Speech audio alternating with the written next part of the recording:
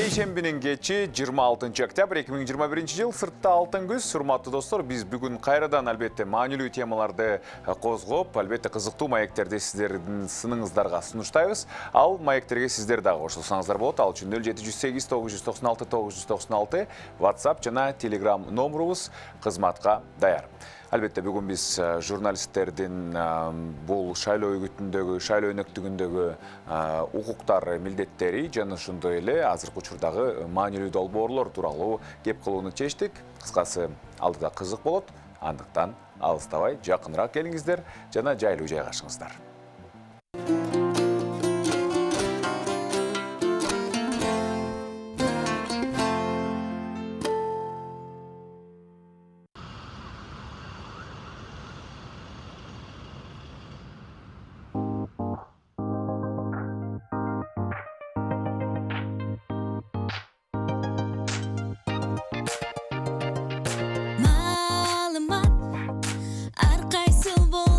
Çıgıp ağılat, kede tekşirilbey kalıp cayılat.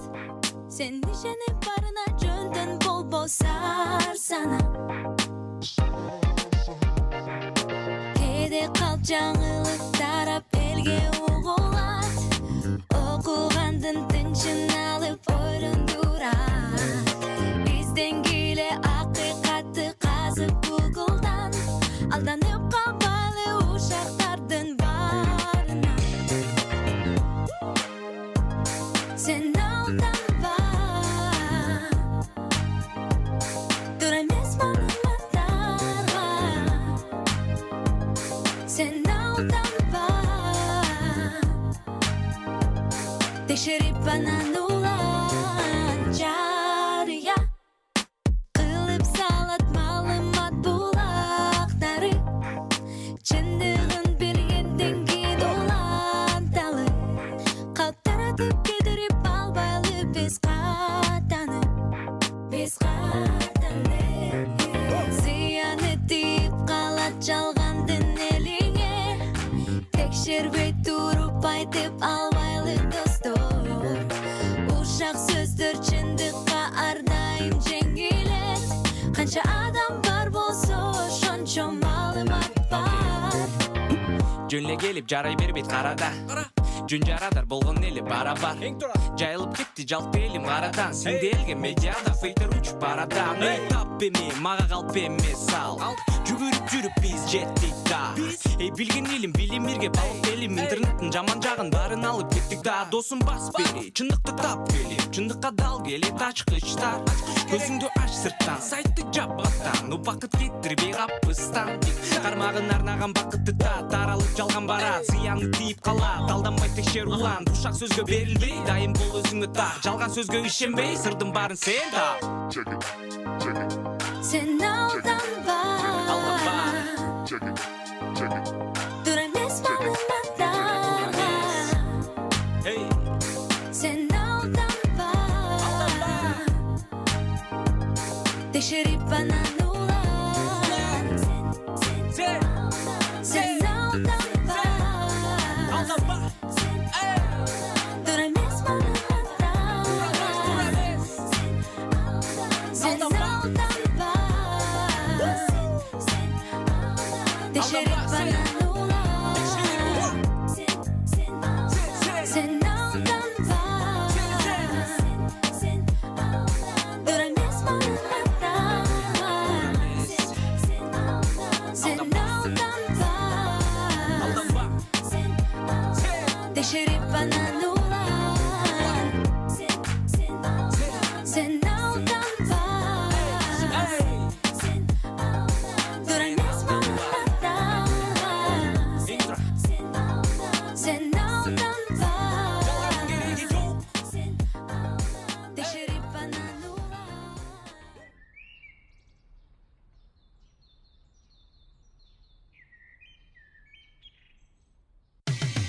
Кечтин кезекчиси Урмат Борченов. Арваңыздар, сүйікті көрермандар, біз бүгін өте маанилүү теманы козгоп кызыктуу маек сунуштагыбыз келип турат. Албетте акыркы учурда баарыбызды кооптондурган бул аномалдуу ысык, аномалдуу суук болуп, аба ырайынын туруксуз болушу, климаттын өзгөрүшү. Мына ошол климаттын өзгөрүшүнө байланыштуу көптөгөн долбоорлор ишке ашып атыптыр азыркы учурда. Жана андан тышкары дагы албетте заманбап жашоого керектүү жөндөмдөр тууралуу кеп калабыз. Бүгүн бизде мейманда Кыргыз Республикасынын Бириккен Улуттар уюмунун коомчулук менен байланыштар боюнча ассистенти Чынтемир Калбаев, жана ошондой эле жаштар кербенинин катышуучусу Азиза Акунова, анан 3 кит конференциясынын уюштуруучу командасынын мүчөсү Илгиз Турсунов. Студиябыздарга кош келипсиздер, абдан кубанычтабыз. Алгач ошол климаттын өзгөрүшү жөнүндө кеп кылалы. Сиздер мына ошол жаштарга бул маалыматты жеткирүү боюнча иш алып жүрөсүздөр. Эмне үчүн биздин жаштар билсе, бул маалымат менен иштесе маанилүү. Себеп дегенде менин оюмча, жалпы болжолдуу түрдө бул көбүнчө завод, фабрикалар, же болбосо мындай чоң-чоң гигант мамлекеттер бул маселе менен алек болуш керек деген бир ой калыптанган да. Негизи эле саламатсыздарбы? Рахматчым. Негизи эле эмнеге жаштар, эмнеге региондор, эмнеге климат өзгөрүшү деген суроого жооп бере турган болсом, негизи сиздин айтканыңыздын бир жагы туура. Негизи дүйнө өлкөлөрүндө мисалы климаттын өзгөрүшү, күндүн жылууланышы, парник эффектиси деген ал көпчүлүк учурда завод, фабрика, жанагы ири корпорациялардан чыгып жаткан нерсе да.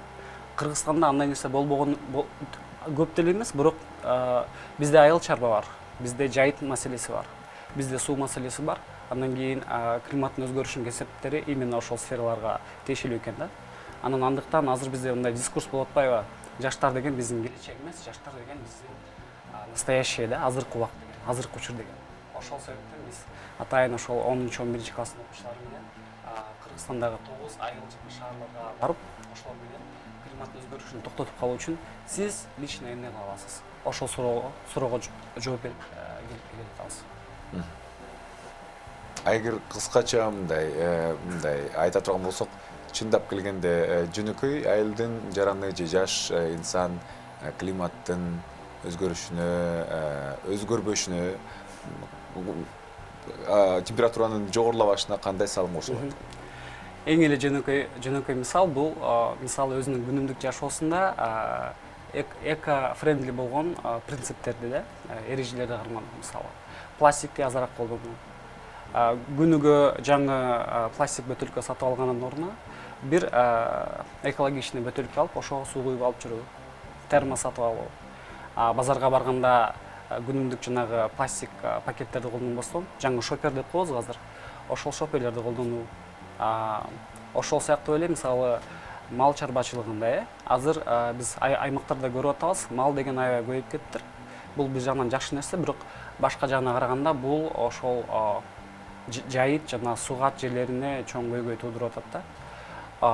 Ошол малдын кандай десем, мал чарбачылыгына мындай тиешелүү бир кеңештерди берүү, айылдык кеңештин ишмерлигине катышуу, ошол сыяктуу нерселер менен ар бир адам өзүнүн салымын кошсо болот экен. Мен дагы башында буганча ишенбей жүргөм, бирок өз көзүм менен көрүп, түшүнгөндөн кийин ишенип жана азыр уже ошол жөнүндө айтып жүрөм.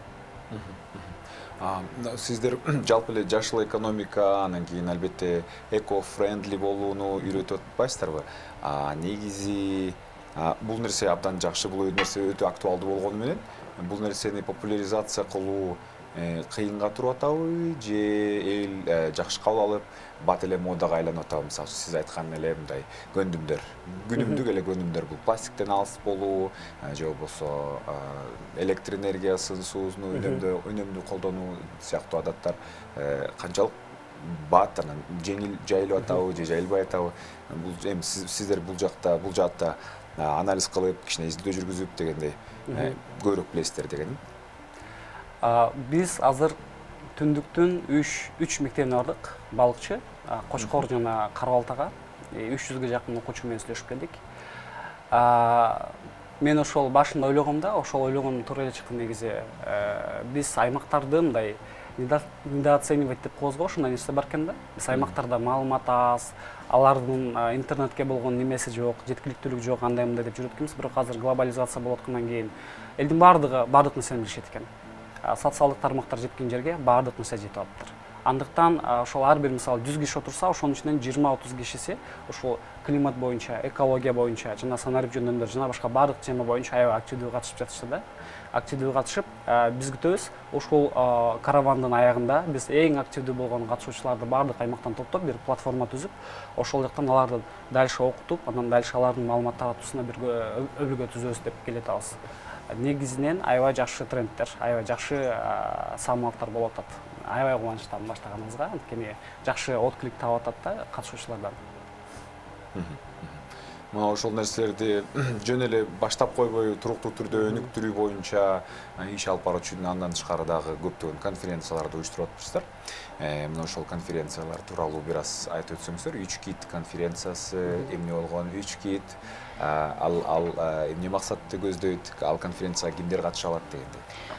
Биздин жаштар коому, Кыргызстан студенттери жашыл экономика үчүн биз азыркы учурда ушу 2 долбоор менен алектенип жатабыз. Бул биринчиси айтып кеткендей жаштар кербени региондордун арасында, экинчиси болсо бул 3 кит конференциясы. Бул Кыргызстанда эң инклюзивдүү биринчи конференция болуп эсептелинет. Эмне үчүн? Анткени биринчи аталышынан баштасак, эмне үчүн 3 кит деп атадык? Анткени биз буга чейинки уламыштарга кайрылсак, 3 киттин үстүндө жер планетасы кармалып турат деген уламыштар бар болгон. Анан биз ойлодук, азыр бизде кандай чоң киттер бар, биздин жаштар жана биздин экономика, биздин мамлекет эмненин үстүндө кармалып жана эмненин үстүндө өсүп жатат. Анан ошол жактан биз 3 экономиканын түрүн тандап алдык. Бул көркөм экономика, санарип экономика, анан жашыл экономика. Бул азыркы учурда өсүп жаткан тармактар. Анан ал жактан ошол үчөө өз алдынча жана бири-бири менен байланышта Кыргызстандын өнүгүүсүнө жана жаштардын өнүгүүсүнө кандай таасир бере алат деген ойдо жаралган. Экинчиси бул эмне себептен бул инклюзивдүү конференция. Анткени бул жерден биздин мамлекеттин жаштары менен бул университетке барып, мектепке барып жаткан жаштар менен бул ден соолук жагынан чектелген жаштардын байланышы. Биз бул конференциянын 40%-ын ошол ден соолук жагынан чектелген адамдар келет бизге. Биз алар менен чогуу бир залда бир билим алып, анан келечекке бир кандай иш кыла алабыз бирдикте ошонун үстүндө ошо конференциянын негизги мааниси ошонун үстүндө болот. Биз ал жакка көптөгөн эксперттерди чакырдык бул 3 сферадан. Анан ошондой эле бул эмне үчүн мындай чечимге келдик? Анткени азыркы учурда ошол ден соолук жагынан жабыр тарткандар, бул ЛОВЗ деп айтабыз.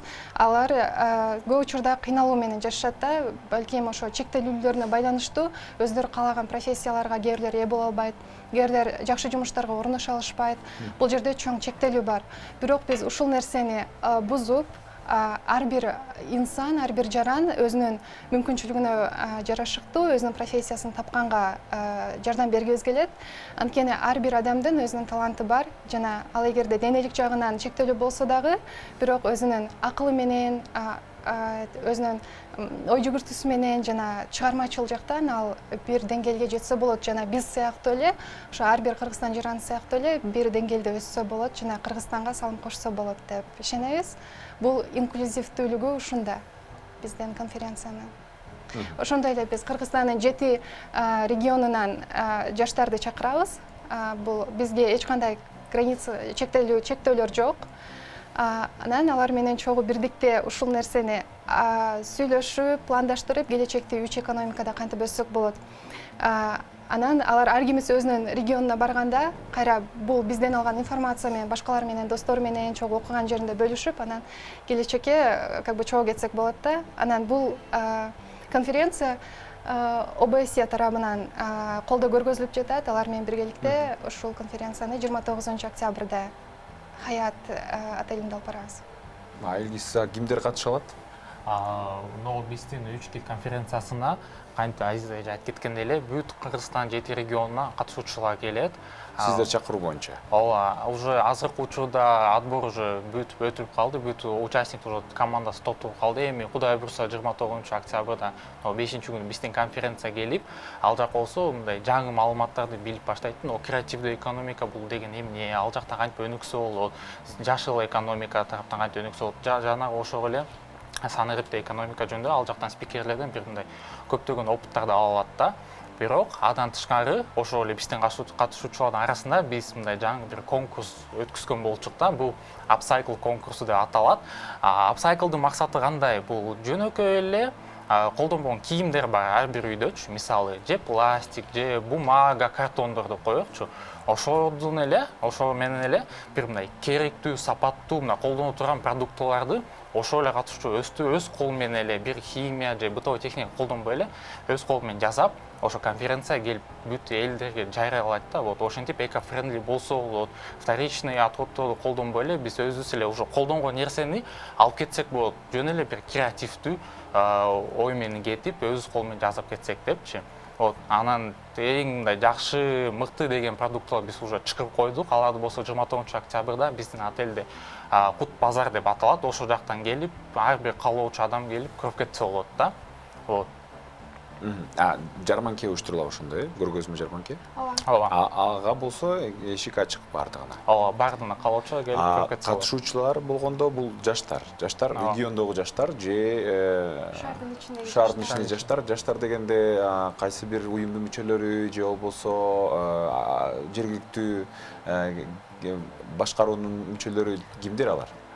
Жаштар деп биз тандап алдыңыздар, анан кийин сиздер кандай бир жыйынтык күтүп атасыздар алардан? Мисалы үчүн ошол эле конференция өттү, жакшы болду, баары сонун болду, тааныштык, жакшы убакыт өткөрдүк. Анан кийин эң маанилүүсү эмне алып кетишет жана эмнелерди жасашат, кандай болушат, кандай жыйынтыктарды күтүп атасыздар?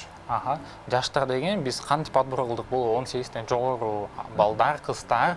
Анан кийин алар болсо бүт эле Кыргызстан боюнча отбор болду. Алардын арасына дагы мүмкүнчүлүгү чектелген жарандар да кирет. Алар болсо кантип катталды бизге заявкасын калтырат жана ошол жактан болсо өзүнүн идеясын айтат да, эмне үчүн биз конференцияга катышкыбыз келет, эмне үчүн бул конференция татыктуубуз. Ошонун арасында мыкты деген жаштарды алабыз. Бирок биз адан тышкары да эмнеге басым жасадык? Бул кантип Шентемир байке айтып кеткен эле, алдыскы айыл аймактарда жашаган жаштарды ошол көп басым жасайбыз. Анткени ишенгим келет, ногу алыс, канчалык алыс жашабаса да бул Кыргызстандын ичиндеги эле биздин эле адамдар, алар деле мындай мүмкүнчүлүктү көрсө колдонуп кетет деп ишенимде оюм бар мендечи. Вот. Ошо айыл аймактарда бүт 7 региону жана өзүбүздүн Бишкек шаарыбыздын ичинде ошонун арасында бүт эле жаштар биздин отборубузда өтүп, конференцияга катыша алат. Анан кийин сиз айтып кеткендей эле конференция болду, баары жакшынакай өттү, бирок анан кийин биз эмнени күтөбүз жаштардан? Биринчиден, ар ким өзүнүн үйүнө барганда болгон мектебине тренинг өткүзүп койсо, ошо конференция боюнча изменение климата, креативдүү экономика эмне бул, цифровой экономика эмне болсо, ошо биринчи кадам болот, тренинг өткүзүү. Экинчи кадамы бул болсо уже проект конференцияда жазылган, ар ой менен жазылган проектлерди жайдан ишке ашыруу башталат да. Биз менен чогуу бир платформа түзүп, ошо жаштар менен биргеликте алардын эле берилген оюндан проекттерди биз чогуу ишке ашырабыз да, бүт Кыргызстан боюнча. Бул өтө маанилүү экен. Себеби туруктуу түрдө сиздер алар менен иш алып барат экенсиздер.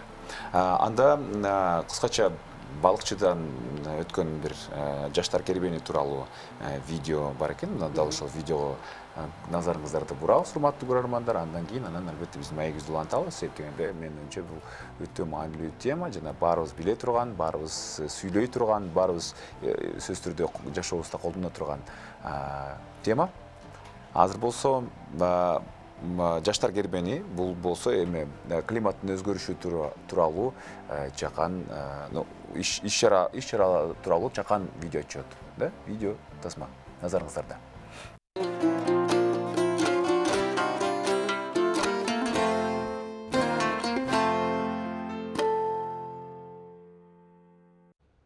Бириккен Улуттар уюмунун өнүктүрүү программасы жана Кыргызстан жаштары жашыл экономика үчүн уюмдар тарабынан уюштурулган иш-чара Балыкчы шаардык жаштар борборунда өтүп, ага Чыңгыз Айтматов атындагы орто мектептин окуучулары катышты. Уюштуруучулар окуучуларга климаттын өзгөрүшү, анын себептери жана ал менен күрөшүү жолдорун талкуулап жана чогуу талкууга алышты. Силердин чечимиңер жарым сааттын ичинде канчалык деңгээлде информация аласыңар, концентрация кайда болот? Эгерде силер азыркы колубуздай болуп эки жакты карап, бир жактан информацияды алып калам деп, экинчи жактан досум менен свежом же бир нерсени айтайын деп атканда бул уже аябай кыйын болот деп. Балким араңардан 2-3-4 адам эки жакка тең жетишиши мүмкүн, бирок 80% адам досуна да көңүл бура албай же программага да көңүл бура албай калышы мүмкүн экен. Бул концентрация жөнүндө дайыма мектептен любой жактан информация алып атканда байкасаңар болот.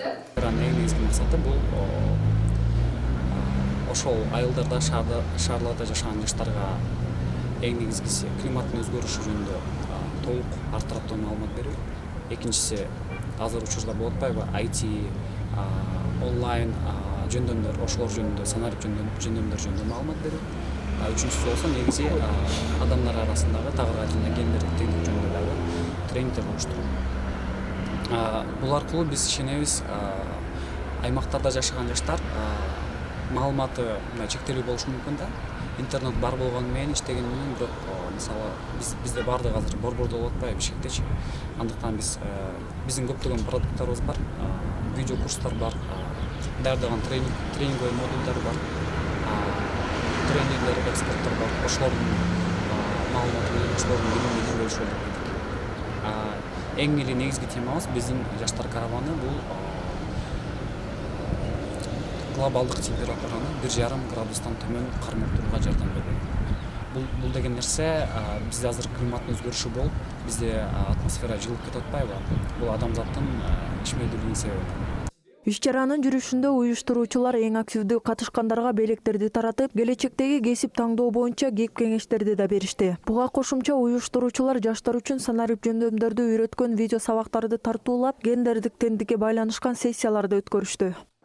Кыргызстандын жашыл экономикасын өнүктүрүү студенттер бирикмесинин биргеликте Бириккен Улуттар уюмунун колдоосу менен негизинде жаштар караваны деген аталышта долбоор келип азыркы күндө Балык шаарынын жогорку класстын окуучуларына тренинг түшүндүрүү иштерин жакшы бир долбоорду өтүп жатышат. Долбоордун максаты ошол жаштарды волонтерлук кызматка чакыруу, ошондой эле волонтерлук кызмат кандай болот, ошонун негизинде жашыл экономика менен кандай мамлекетке салым кошо алат, ошонун негизинде кайсыл кесиптерди тандоодо жеңилдик болот, кайсыл кесиптерде мамлекетибизге кызмат көрсөтө алышат биздин өсүп келаткан ошол негизде долбоор болуп атат. Бул долбоор менен бүгүнкү күндө биз ушул Кыргызстан жашыл экономика үчүн студенттер бирикмеси менен дагы сүйлөшүүлөрдү жүргүзүп, буюрса жаз алды менен ошол шаарыбызга жакшы көчөттөрдү отургузууга келишимдерди түзүп, ага чейин бир жакшы долбоор иштеп чыгууга макулдаштык. Жалпысынан уюштуруучулар бул кербендин алкагында Кыргызстан боюнча 1000ге жакын катышуучуну климаттын өзгөрүшүн токтотуу боюнча өз ара пикир алышууга катыштырууну көздөп жатышат. Улутай Курбанкулова, Сталбек Саманчиев, Балыкчы шаарынан.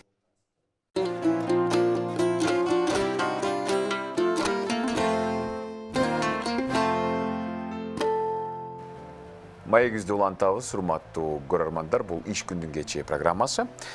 Биз болсо мейманда Кыргыз Республикасынын Бириккен Улуттар уюмунун өнүктүрүү программасынын коомчулук менен байланыштар боюнча ассистенти Чынтемир Калбаев, жана ошондой эле 3 кит конференциясынын уюштуруучу командасынын мүчөсү Илгиз Турсунов жана жаштар кербенинин катышуучусу Азиза Акунова.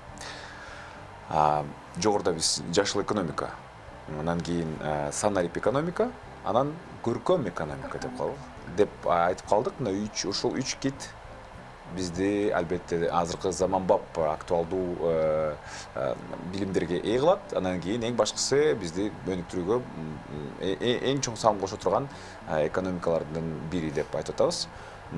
Ар бирөөнө токтоло кетсек, кичине-кичинеден себептерде бир аз көбүрөөк түшүнүк берели. Мисалы үчүн жашыл экономика жана жаштар экөө кантип байланышат, экөө кантип чогуу эриш аркак иш алып барат. Биз эң башында ошол Кыргызстандын студенттери жашыл экономика үчүн командасы жөнүндө айтып кетсек болот. Бул жерде биз негизи Кыргызстандагы жаштардын ичинде ушул жашыл экономика жөнүндө көбүрөөк маалымат таратып, андан кийин ошого байланыштуу ушул долбоорлор менен иш жүргүзүп атканбыз. Ошондуктан бул ноябрь айы үчүн биздин эң жакшы жетишкендикте ушул эки чоң организация менен чогуу иш алып барганга мүмкүнчүлүк болду. Анан бул эгерде 3 экономикага токтолуп кетсек, бул көркөм экономика. экономиканы бардыгы тең көрүшөт, банк же акча же мындай адамдар бир бизнес алып барып атат деп, бирок ошонун ичинен көркөм экономика эмнеси менен айырмаланат? Бизде дизайнерлер бар, бизде фильм тартылат, музыка жагы, бул дагы мамлекетке бир кандай өзүнүн салымын кошот. Даже кээ бир дүйнөдө чоң мамлекеттер ушул көркөм экономикада, мисалы үчүн Кореяга, Түштүк Кореяга караганда, алар ушул көркөм экономика тарабынан аябай өнүккөн, азыркы K-pop ошол жакчы. Ошол сыяктуу бул мамлекеттин бир чоң бөлүгү көркөм экономика. Бул тууралуу көптөрү билишпейт, бирок биздин эң максат ошол көркөм экономика менен байланышкан, ошол тармакта иш алып барган адамдарды биздин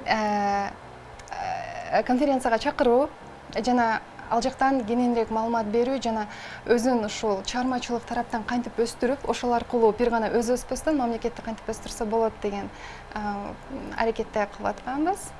Анан сценарий экономика жөнүндө айтып кетесиңби? Сценарий экономика дегенде, кантип эле Азиз айтып кеткендей, экономика бул жөн эле банк, акча, бизнес, предприятие эмес, а именно сценарий экономика ичине эмне кирет? Бул ошонун ичине кирген бул IT тармагы деп айтсам жаңылбайм. IT тармагында ал жакта көптөгөн бизде бир мындай профессиялар бар. Азыркы учурда ошо Кыргызстанга келгендер, бул арасында программное обеспечение бар, IT медицина деген уже жаңы профессия келип Кыргызстанда да өнүп баштайт, кичинеден баштап адам тышкары дизайн, эмоция, ошонун бүт бардын эле адам мындай алыскы офиске барбай, 2 шарды өтпөй эле үйүндөн эле компьютерди ачып, соткасы менен эле уже иштеп баштаса болот да. Ошол тараптан деле мындай Японияны деле карап максатын мындай үлгү алсак болот деле. Ал жактан цифровой жактан Япония биринчиде жүрөт дүйнөдө, эми болсо Кыргызстанга да биз ошону мындай жайдан ошо деңгээлге жетиш үчүн жайдан бир кадамдарды басып, ошо цифровой экономикадан өнүгүп кеткибиз келет. Ошону болсо биз конференцияда эле жаштарга көрсөтүп, аларга вот мындай профессия бар, мектепти бүтсөң ошо профессияны алып кетсең болот, ошол жактан өнүксөң болот деген мындай мүмкүнчүлүктөрдү көрсөткүбүз келет да. Вот. Жашыл экономика тууралуу боюнча Айза эже кененирээк айтып кетсин. Жашыл экономика тууралуу бизде бул көптөн бери өнүгүп келген, бул грön экономика, ал туруктуу түрдө өнүгүп келди. Бул бизде жаратылышта завод, фабрикалар пайда болгондон башталды, уже курулуп, анан алар жаратылыштан биз ресурстарды алып, анан аларды продукцияга айландырып, ошо менен өнүгүп келдик ушул күнгө чейин. Анан бирок жаратылыштын ресурстары чектелүү болгондуктан биз ала берип, анан жаратылышка кайрадан эчтеке берген жокпуз жана андан тышкары көптөгөн мусор, отходторду жараттык, анан жер планетасы уже отходторго толо баштады. Анан жашыл экономиканын негизги максаты бул жаратылыш ресурстарын колдонуу, экономика жагынан өсүү, бирок ошол эле учурда жаратылышты сактап калуу. Бул эң негизги жашыл экономиканын максаты. Мисалы үчүн биз ошо сөзүңүздөргө каралды жана сценарий экономика жана көркөм экономика жаштар менен аябай байланышы көрүнүп турат. Бирок жашыл экономика менен мен ошо суроом ушундай болчу эле. Канчалык деңгээлде байланышы бар, анан кантип эриш аркак алып кетсе болот? Бул жашыл экономика бир гана жаштар эмес, бул ар бир жаран менен байланышы абдан бекем. Анткени биз ошол продукцияны колдонгондон кийин, бизде Чын Темирбайка айтып кеткендей, биздин күнүмдүк привычкаларыбызды, көндүмдөр, адаттар чоң роль ойнойт. Анткени эгерде биз мисалы үчүн кагазды колдонуп туруп, аны мусорго ыргытабызбы, же аны биз макулатура кылып берсек болобу, аны кайра экинчи жолу иштетип чыгарганга. Же болбосо күн сайын пластиканы алып, пластиковый бутылкада сууну алып ичип, анан пластикти күн сайын ыргытсак болобу, же ошол пластикти чогултуп, кайра экинчи жолу иштетүүгө берсек болобу. Бул жаштар менен дагы жана ар бир жаран менен байланыштуу. Эгерде дүйнө жүзүндө ар бир адам ушул адаттарга көнсө, анда күн сайын биз аны жаратылышка мусор кылып таштабастан, биз аны кайрадан иштетүүгө жөнөтмөкпүз. Бул уже жаратылыштан жаңы ресурстарды алганга бир аз чек коет жана уже колдонулган нерселер менен жаңы нерселерди жаратканга жардам берет. Кыскача рекламалык түрмөктөн кийин уланталы маегибизди алыстабаңыздар. Азыр болсо биздин каналда жарнама.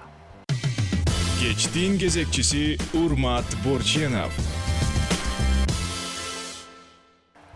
Программабызды улантабыз. Азыркы учурда өтө маанилүү иш-чараларды уюштуруучу жана жүргүзүүчү, алдыга сүрөй турган команда бүгүн бизде мейманда.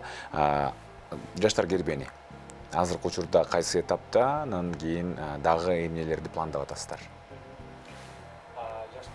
азыр ортосуна келип жетти десем болот. Республика чейин балчы Кошкор жана Кара Балта шаарларына бар. Алардын мектептерине барып, андан кийин жаштар борборуна дагы барып, 2ден иш-чара өткөрдүк. Эми болсо түштүккө кетмекчибиз кийинки жумадан баштап. Ош, Жалал Абад, Баткен аймактарын кыдырып, андан соң эң акыркы болуп Таласты бүтүрөбүз. Демек алдыда дагы ошондой эсептеп көргөндө 10го жакын иш-чара бизди күтүп турат. 10го жакын иш-чара жана 500-600га жакын окуучулар менен жолукмакчыбыз. Окуучулар кайсы класстан жогору катыша алат? 10-11 класстын окуучулары катышып атат. Биз негизи ошолор кандай десем, анткени аларга биздин тема жакыныраак болушу мүмкүн да, мисалы климат болбосо дагы, бирок мисалы санарип жөндөмдөр, келечектеги кесиптер, жанагы гендердик теңдикке байланыштуу суроолор ошолордун көбүрөөк кызыгуу таап атат да, ошондуктан 10-11. Сиздердин аудитория бул жаштар, майыптыгы бар адамдарга дагы мүмкүнчүлүк түзүү, дагы кимдер? Ошо менен чектелген. Негизи эле бул эки иш-чара бири-бирине негизи окшош. Бир жактан караганда бири-бири менен деги чаржайыт болгондой түшүнүксүз болушу мүмкүн да. Негизи эле бирок эң биринчи аудитория бул жаштар жана жаштардын кандай десем ар кайсы катмары. Шаардык жаштар, айылдагы жаштар, гимназияда окугандар, жөнөкөй мектепте окугандар, мүмкүнчүлүгү барлар, мүмкүнчүлүгү жоктор, мүмкүнчүлүгү чектелгендер деп биз алардын бардыгынын катышуусуна аракет кылабыз да. Ал эми биздин темалар болсо, мисалы жогоруда кесиптештерим айтып өтпөдүбү, санарип жөндөмдөр, 3 кит, анан жашыл экономика деп аларды биз мындай кандай десем чогуу алып кеткенге аракет кылып жатабыз да, ушул эки иш-чара мененчи. Негизи кошумчалай турган болсо айтсаңыздар болот. Анан жаштар кербенинин бул өзгөчөлүгү Бишкек шаарында жана тегерегинде көптөгөн ушундай иш-чаралар өтөт, дайыма долбоорлор болуп турат. Анан мамлекеттин ичиндеги алыс жакта жашагандар келип катышканга кээ бирлеринин мүмкүнчүлүктөрү жок жана убакыттын маселеси болушу мүмкүн. Бирок бул жерден биз өзүбүз бир маршрутканы даярдап алып, ичине баардык керек нерселерди салып алып, анан бир шаардан, бир айылдан экинчи жерге кыдырып, анан өзүбүз ошол Кыргызстандын эң алыскы өрөөндөрдө жайгашкан жерлерине баруу жана аларга керектүү информацияны берүү болуп эсептелинет. Анан эң чоң ошол жердеги маанилүү нерсе бул келечектеги профессия тандоо. Анткени азыр эмне үчүн 10-11 класстар, анткени алар азыр чоң тандоодо турушат. Анан кээде бул просто информация жетпегендиктен же болбосо мындай көздөрүнө көрүнүп, мындай мисал боло турган адамдар жок болгондуктан алар бир аз кыйынчылык болушу мүмкүн да. Ошондуктан биз аларга жетип информация берип жана Бишкекке келгенде бул жака окууга тапшырышса, биз менен дальше андан ары иштешкенге жана биз менен байланышканга мындай жол ачуу болуп эсептелинет. Биз аларды бул жактан күтөбүз, бирок ошондой эле биринчи өзүбүз кадам кылып баруу.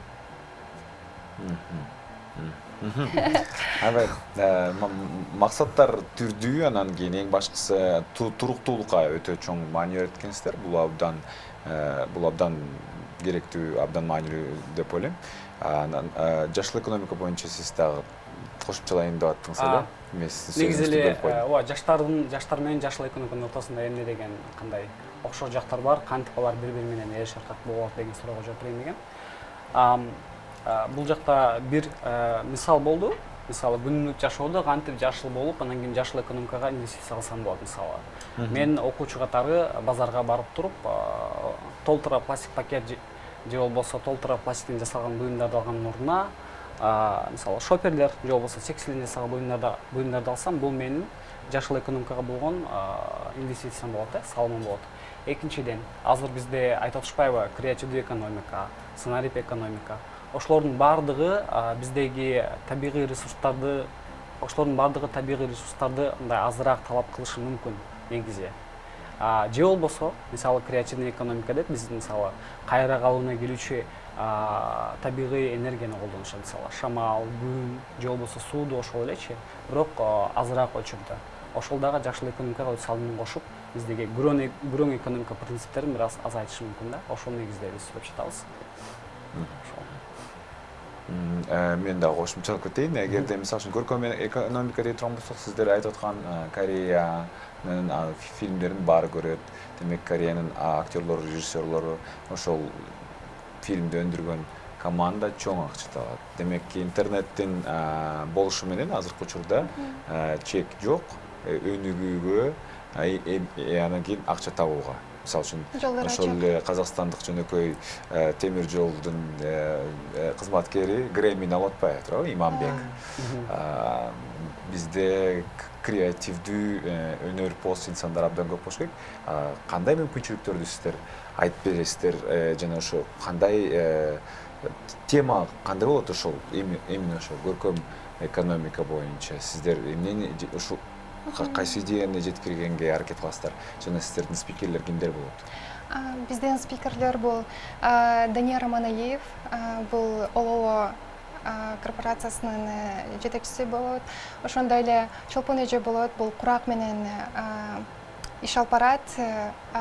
Ошондой эле бизде Исмаил Даиров болот, бул жашыл экономика тарабынан, жана башка спикерлер болот. Биздин ал жакта конференциядан тышкары ар ким бир секциялар болот, ал бөлүктөрдө ар бир ушул экономиканын түрлөрү өзүнүн продукциясын иш түрүндө көргөзүшөт. Мисалы үчүн креативный экономиканы алсак, бул Lights Creative чакырып атабыз азыркы учурда. Ал жактан специалист келип, 3D анимация боюнча, мисалы үчүн художник келип, ал жактан компьютерден көргөзүп берет.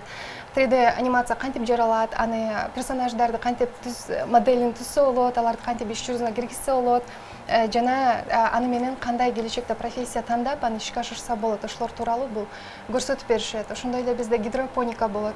Аны биз гидропоника кантип жер ресурсун колдонбой, биз гидропоникада өсүмдүктү өстүрүп, анан ошону рынокко алып чыгып, баягы жаратылышка азыраак зыян келтирсек болот, ошолорду биз визуально өздөрү ар бир студент көрө алгандай кылып, ар бир бөлүктө ушул сфераларда көргөзүп беребиз.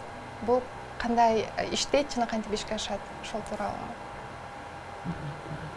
Ошол эле маалда бизде мисалы үчүн Кыргызстанда Орто Азия боюнча биринчи YouTube'дагы Brilliant баскычтын ээси Billions командасы дагы бар экенин дагы сүйүндүрөт.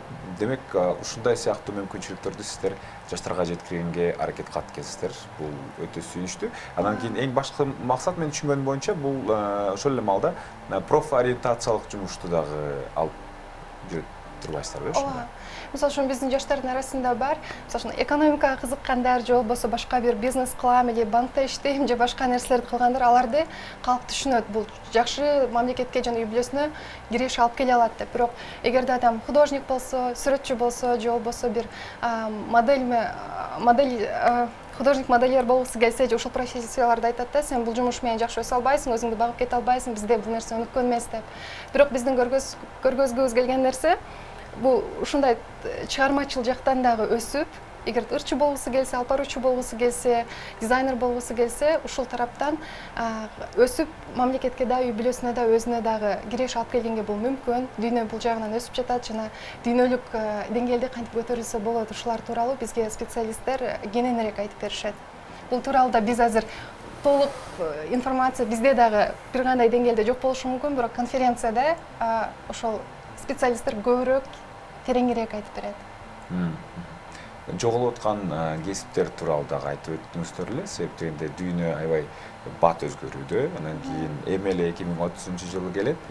Анан кийин көптөгөн кесиптер толугу менен жоголушу мүмкүн.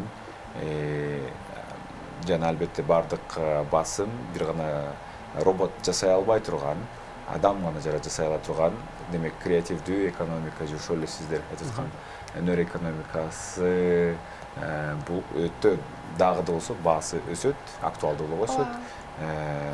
Баягы бухгалтер, администратор, китепканачы, каттоочу, ошол сыяктуу кесиптер 2030-жылдан кийин жок болушу мүмкүн деген макаланы окугам да кечээ. Божомолдор бар, жада калса таксист.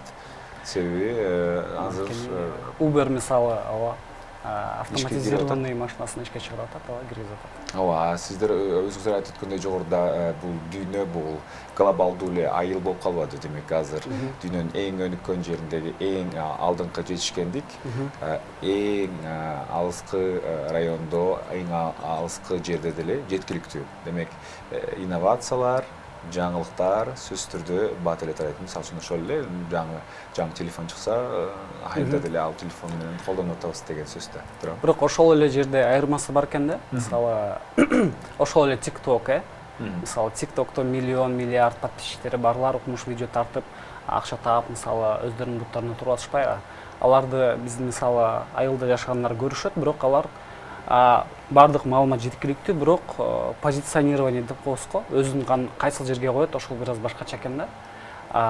Бизде көпчүлүк адамдар интернетте мисалы потребитель катары көрүшөт экен.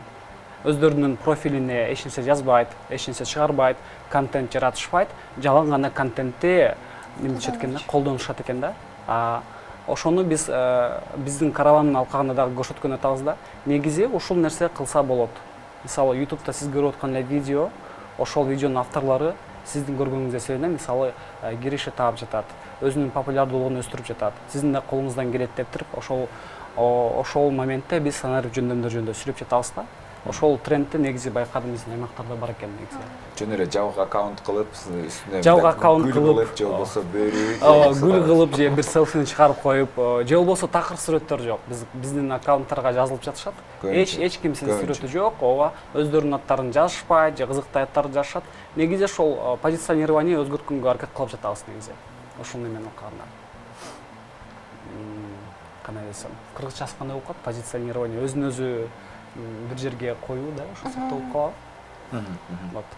Анткени ар бир адамдын бири-бири менен бөлүшө турган нерсеси бар деп ойлойбуз. Анан бул улуттук баалуулуктарды да унутпоо, биздин эң ошо чыгармачыл көркөм экономиканын негизинде биздин оймо чиймелерди, курактарды, буга чейинки кыргыздар басып келген жолдогу ушул көркөм нерселерди бул современный жашоого алып келүү жана ошол аркылуу кайрадан жаңылантуу жана уnuттурбоо, бул да биздин чоң максаттарыбыздын бирисинде келет. Анан жогоруда айтып кеткендей, Instagram аркылуу биз ушундай нерселерди, бул улуттук баалуулуктарды көтөрүүгө салым кошсок болот ар бирибиз.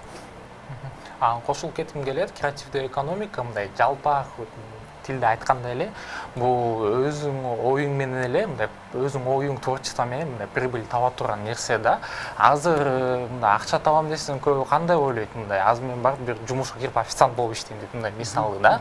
Бирок эч ким ойлобойт, кантип Чентемир байке айтып кеткендей мындай TikTok или Instagram ачып сонун контент жүргүзсөм, мындай пайдалуу адамга керектүү контент жүргүзсөм, ал жактан акча тапсам болот деп антип эч ким ойлонбойт. Ошон үчүн азыркы учурда биз ошондой көптөгөн бир мындай долбоорлорду өткүзүп, мындай жаштардын бир аз оюн өзгөрткүсү келет да. Горизонтторду ачып. Ооба, горизонтторду ачып Албетте, чоң рахмат. Ырашылык билдиребиз. Дүйнө албетте аябай бат өзгөрүүдө, ошол эле маалда өтө сонун мүмкүнчүлүктөрдү түзүп берүүдө. Бул мүмкүнчүлүктөрдү колдонуп калуу сиздер көрсөтөт экенсиздер, буюрса аны баарыбыз биле жүрүшүбүз керек экен. Ырашылык билдиребиз. Бизде мейманда Кыргыз Республикасынын Бириккен Улуттар уюмунун өнүктүрүү программасынын коомчулук менен байланыштар боюнча ассистенти Чынтемир Калбаев жана ошондой эле жаштар кербенинин катышуучусу Азиза Акунова жана аны менен биргеликте үч кит конференциясынын уюштуруучу командасынын мүчөсү Илгиз Турсунов болду. Биз кыскача сюжеттен кийин бүгүнкү программабызды улантабыз. Алыстабаңыздар.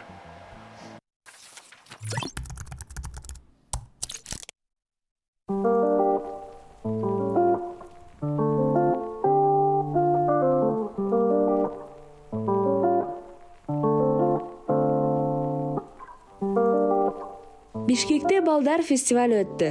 Бул жерде таза абада балдар ар кандай иш-чараларга катышууга чакырылган. Чыгармачылык семинарлар жана конкурстар жана ошондой эле талантты көрсөтсө болот. Ушундай фестиваль бизде биринчи жолу өтүп жатат. Инклюзивдик билим берүү фестивали.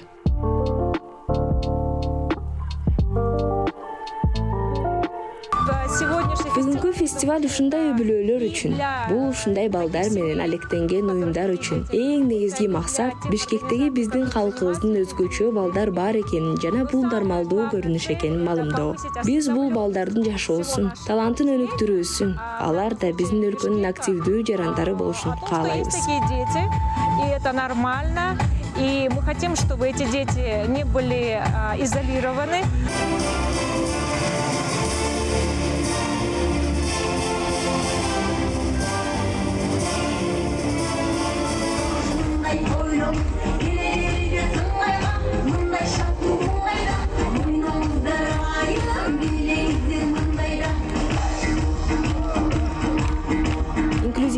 мүмкүнчүлүк бул ар кандай контекстте колдонула турган түшүнүк. Бирок бүгүн биз баарына ачык жана достук коом жөнүндө айтып жатабыз. Билим, спорт, мейкиндик, мелдештер жана мастер-класстар жеткиликтүү болушу керек. Ден соолук мүмкүнчүлүктөрүн эске албай, баарына жеткиликтүү болуш керек.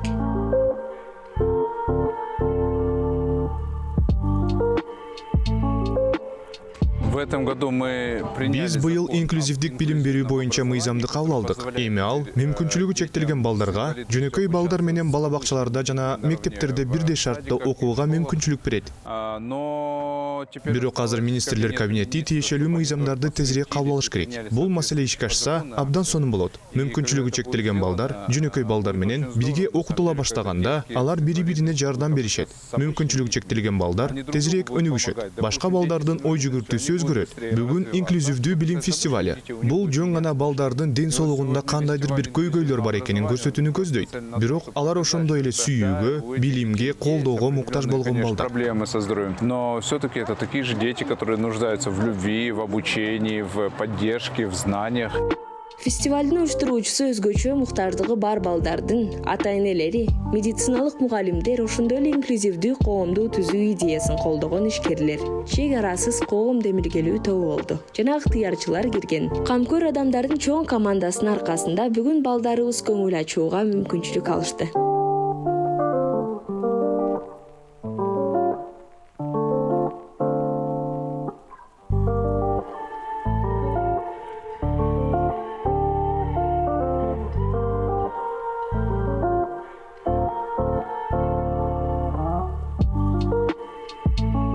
Фестиваль эң биринчи кезекте мүмкүнчүлүгү чектелген жана психикалык жактан жабыркаган балдардын толук билим алуусуна, кесиптик даярдыгына жана активдүү коомдук жашоосуна, коомдук пайдалуу ишмердүүлүгүнө көмөктөшүү маселелерине жалпы коомчулуктун көңүлүн буруу мүмкүнчүлүгү катары ойлонулган. Нам нужно понимать, что эгерде биз бул балдарды кадимки чөйрөгкө киргизбесек, анда алар коомго аралаша алышпайт жана биз бул тууралуу көбүрөөк адабияттарды окушубуз керек. Биз анын чет өлкөдө кандай болуп жатканын көрүшүбүз керек. Өнүккөн өлкөлөрдө өткөн кылымдын 50 жылдарынан тартып инклюзия пайда болгон. Биз буга азыр гана жакындаша баштадык. Мы вот только начинаем к этому подходить. Албетте, жеткиликтүү чөйрөнү түзүү үчүн мамлекеттик деңгээлдеги чаралар керек. Бирок бүткүл коомдун катышуучусу болбосо, кандайдыр бир мыйзамдар пайдасыз болуп калат. Кандайдыр бир мааниде биз баарыбыз бейкалыс жашоону үйрөнүшүбүз керек.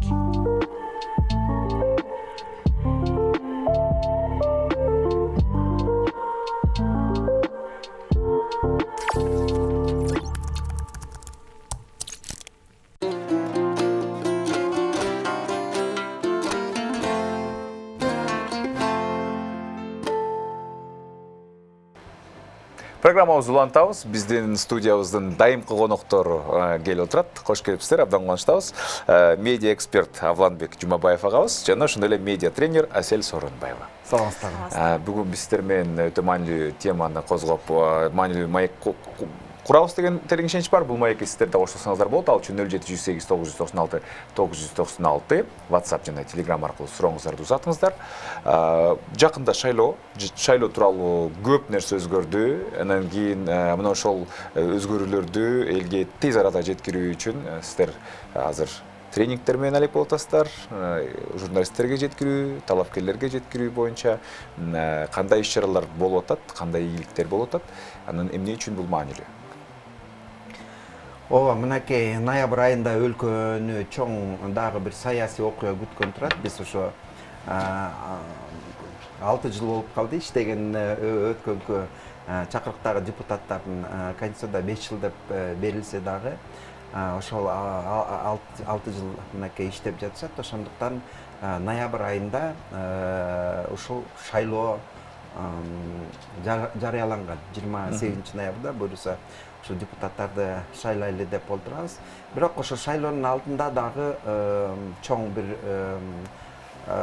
өзгөрүүлөр болду. Шайлоо мыйзамдарына болгон өзгөрүүлөр болду. Азыр мурун элдер келип ушул жанагы партиялар үчүн эле баягы добуш берип келе турган болсо, ошол тутумдагы түп тамырынан бери өзгөрүлдү. Андыктан шайлоочулар дагы эл дагы кантип шайлашын билиш керек болуп атат да. Ошондуктан бул өтө маанилүү жана учурдагы бир кооптуу маселелердин бири болуп атат да. Ошондуктан биз өтө ага мамиле кылып, ошо олуттуу мамиле кылып, ошол бүт өлкөнү кыдырып, ошол түшүндүрүү иштерин жүргүзүп жатабыз. Бул түшүндүрүү иштерде биз ошо журналисттерди ошо кучагыбызга алдык. Андан тышкары ушул шайлоо процессине катышкан жанагы партиялардын, талапкерлердин, ошол процесске иштей турган байкоочулардын иши колубуздан келишинче ушундай топтор менен иштерди жүргүзүп, ушул бүткүл өлкөнү кыдырып жүрөбүз. Дагы да бүтө элек. Өткөндө биз болгону ушул өзүбүздүн региондогу журналисттерге дагы барып окутууларды жүргүзүп келдик. Себеби деген азыр бир мандаттуу добуш берүү да киргизилбедиби? Мурун баягы партия менен эле ошо партияга эле добуш бере турган болсок, азыр партиянын тизмесинен дагы ошо талапкерлер үчүн да добуш берилип жатат да. Мурун деген мисалы Кыргызстан партиясына берип койсо, ошого эле добуш берип тим болчу. Азыр болсо ошол партиянын ичинде биринчи, экинчи, үчүнчү талапкерлер ким? Ошолорду дагы элдер билип, шайлоочулар алдын ала ал кишилер жөнүндө маалымат алып, анан кийин ошолорго дагы ачык добуш берүү болот да. Мурун деген бул партиянын ичиндеги коррупциялык чырлар көп болуп келбеди беле? Баягы жанакы золотой дегендер бар болчу, серебро дегендер бар болчу. 5-тикке кирем, 3-тикке кирем, алар жөн эле акчасын берип коюп эле, анан чалкалап жатып эле, анан кийин депутаттын мандатын алып койчу. Азыр андай жок, аны дагы эл чече тургандай кылып койду да. Мисалы мурун ошол партиянын лидерлери өздөрү каалагандай баягы тизмени түзүп коюп, анан кийин тиги мандатты каалагандай кимге кааласа ошого берчү да. Азыр болсо андай эмес, аны дагы эл өзү чече турган болуп калды. Ошентип партиянын ичиндеги жанагы коррупциялык системаны да жок кылыш үчүн ушундай кадамга барып, анан кийин ошондуктан азыр элдин дагы баягы түшүнбөй калбасын деп ошо элге түшүндүрө турган топтор менен иштедик да. Мындай Асел менен биз Нарындан чүй дегенде эле Нарындан баштадык, көлдү кыдырып келип, андан кийин Талас, баягы Баткен, Ош, Жалал Абадтын баарын кыдырып келип, ошо кесиптештер менен баягы жолугушууларды өткөздүк да. Бул жолугушуулардын баягы натыйжасында бизде бир ой калды да, ушул элге түшүндүрүп жеткизип бере турган журналисттердин өздөрүндө деле түшүнүк жок экен. Азыр жанагы бир мандаттуу шайлоо киргенден баштап регионалдык журналисттердин дагы баягы мааниси, жоопкерчилиги, алардын ишинин мааниси бир топ өстү да, жогорулагандыктан биз алар менен да ошо жолугушууларды өткөзүп, алар менен дагы ошо түшүндүрүү иштерин жүргүзүп келдик да. Канча убакыттан бери тренингтер уланып атат, анан алар кандай жыйынтык берет деген үмүттөр бар, прогноздор бар. Дагы канча убакыт уланат? Ушунда бүт аймакты камтыдыңарбы? Бир нече жол камтып атпайбызбы? Биринчи негизи жаштардан башталган да. Жарандык платформа деген коомдук уюм алгач жаштардан жана кастык тилин, шайлоо учурунда кастык тил болобу, же болбосо мындай жеке жашоодогу башка учурларда кастык тил маселеси боюнча жаштарга түшүндүрүү иштери жүргүзүлгөн алгач. Сентябрь айынын башында башталган бул долбоор, чоң долбоор. Ар бир дубандын жаштарын чогултуп, ошо кастык тил боюнча тренингтерди өткөрүп келгенбиз. Андан кийин журналисттер менен жолугушуу, журналисттерге шайлоону коштук, шайлоодо мыйзамда өзгөрүүлөрдү, анан кастык тилин да коштук, себеби кастык тил шайлоо учурунда бир нече эсе көбөйүп кетет да. Анан 7 дубандын ошондо 3 ирет кыдырып атпайбызбы? Республиканы 3 ирет кыдырып атабыз да. Биринчи жаштар менен, журналисттер менен, анан кандидаттар менен. Бир нече адам болупчу. Азыр 2 круг бүттү. 2 круг толугу менен бүттү. Эми 3-сүндө Талас калды. Анан ошо Бишкекте бир жыйынтыктоочу тегерек стол бар. Талапкерлер менен мынакей биз наркы жумада өткөн аптада келдик. Жалал Абад, Ош, түштүк аймакты кыдырыпчы, Жалал Абад, Ош, Баткенде жолугушууларды өткөрдүк. Анан эми ошо Таласта мынакей пландаштырылып атат. анан шаардагы бир тегерек стол. Бул иш-чарага ошо БШКнын мүчөлөрү да катышып атат. БШКнын мүчөлөрү, анан төрайым өзү дагы кыдырып, ошо жолугушууларда талапкерлер менен жолугушуп, жеткирип атат максималдуу түрдө. Журналисттер менен деле жолугуп атты төрайым. Мүмкүн болушунча колдон келишинче бир күндө бир нече жолугушууларды кылып атам дейт да, себеби андан башка дагы топтор бар да. Бул биз камтып калган эле, биз жарандык коом катары камтып калган топторду айтып атабыз да биз. Андан башка БШКнын өзүнүн да башка жолугушуулары. Сиздердин аракеттери жетиштүү деп ойлойсуздарбы, же болбосо дагы деле кандай десем, элдин талапкерлердин, ошол эле журналисттердин жаңы өзгөрүүлөр тууралуу билими жетиштүүбү? Эми биз өзүңүздөрдүн мунун баарын жетиштүү деп айта албайбыз, бирок ошончо да колубуздан келген нерсенин баарын кылып атабыз да. Биринчи эле биз ошо чү дегенде ошо журналисттерден баштадык. Андан кийин мынакей Асель айтып атат, жана талапкерлер менен дагы, байкоочулар менен дагы, ошол шайлоо процессине катышып жүргөн сотторду, жанакы ички иштер органдарынын кызматкерлерин дагы окутуп жатышат, үйрөтүп жатышат, ошо жаңы маалыматтарды берип жатат да. Бунун баары тең негизи кылына турган иш болчу. Андан кийин эми улам шайлоо жүргүзө берип, бюджетте акча жок, чынын айтканда. Ошондуктан Борбордук шайлоо комиссиясы дагы ошол бюджетке оордук келтирбейин деген ниет менен ошо эл аралык уюмдар менен дагы аларга кайрылып ошо иштерди жүргүзүп жатат. Биздин мына кылып жаткан ишибиздин баарын каржылап жаткан, чынын айтканда, ошо эл аралык уюмдар да. Жанакы жарандык платформа деп, ошо жарандык платформанын алкагында мынакей Аселдер бир эмес 3-чү ирет баягы кыдырып келип атабыз деп атат. Биз дагы ошо жана Айфис деген эл аралык уюм бар. Ошол уюмдун дагы колдоосу менен дагы ушул журналисттер менен ар кандай форматтагы иштерди жүргүзүп келатабыз. Онлайн жолугушууларды өткөзүп жатабыз. Аялдар менен, жаштар менен дагы, себеби жаштардын ушу шайлоого катышуусу башка баягы курактагы категорияларга караганда мындай начарыраак да, себеби деген жаштардын баары тең ушу ишенишпейт, акыртуу каалагандай кылып коюп атышат депчи. Бирок ошентип карап отурсаң 1.200.000 жаштар ушу шайлоого катышпай калат экен. Бирок эгер ошолор барып туруп добуш бере турган болсо, анда сөзсүз түрдө биз ушу жанагындай жаштардын баягы критикалык ой жүгүртүүсү күчтүүрөөк эмеспи, баягы мурунку курактагы кишилер. Алар деген баягы совет учурунда калыптанып калып, анан КТР эмнени айтса, же болбосо башка телевидение эмнени айтса ошого ишене беришет да.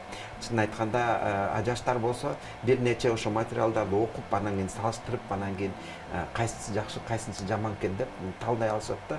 Ошондуктан ошо жаштарды дагы чакырып, ошол шайлоо процессине катышса деген үмүт менен ошо жаштар менен да жолугушууларды өткөзүп жатабыз. Бирок биз баягы жолугушуп жаткан топтор негизи бизден алган маалыматтарды элге жеткизе турган топтор да. Ошол эле журналисттер, эмне үчүн биз журналисттер менен баштадык. Ошол эле талапкерлер, же болбосо ошол эле байкоочулар, алар ошо шайлоо процессине активдүү катышкан, жигердүү катышкан жарандар да. Ошондуктан алар ошо маалымат ташуучу бир звено катары биз ошолор менен ушул иштерди биринчи жасап баштадык да. Анан кийин азыр баалап айта албайбыз, биз баарын эле үйрөттүк, баары эле билет депчи. Бирок колубуздан келишинче жанагындай эме роликтерди да жазып атабыз, кыска, бирок түшүнө турган роликтерди биз өзүбүз олтуруп жасаган жокпуз. Мисалы, жаштарга таасир этиш үчүн, жаштардын оюн билиш үчүн ошо жаштарды тартып биз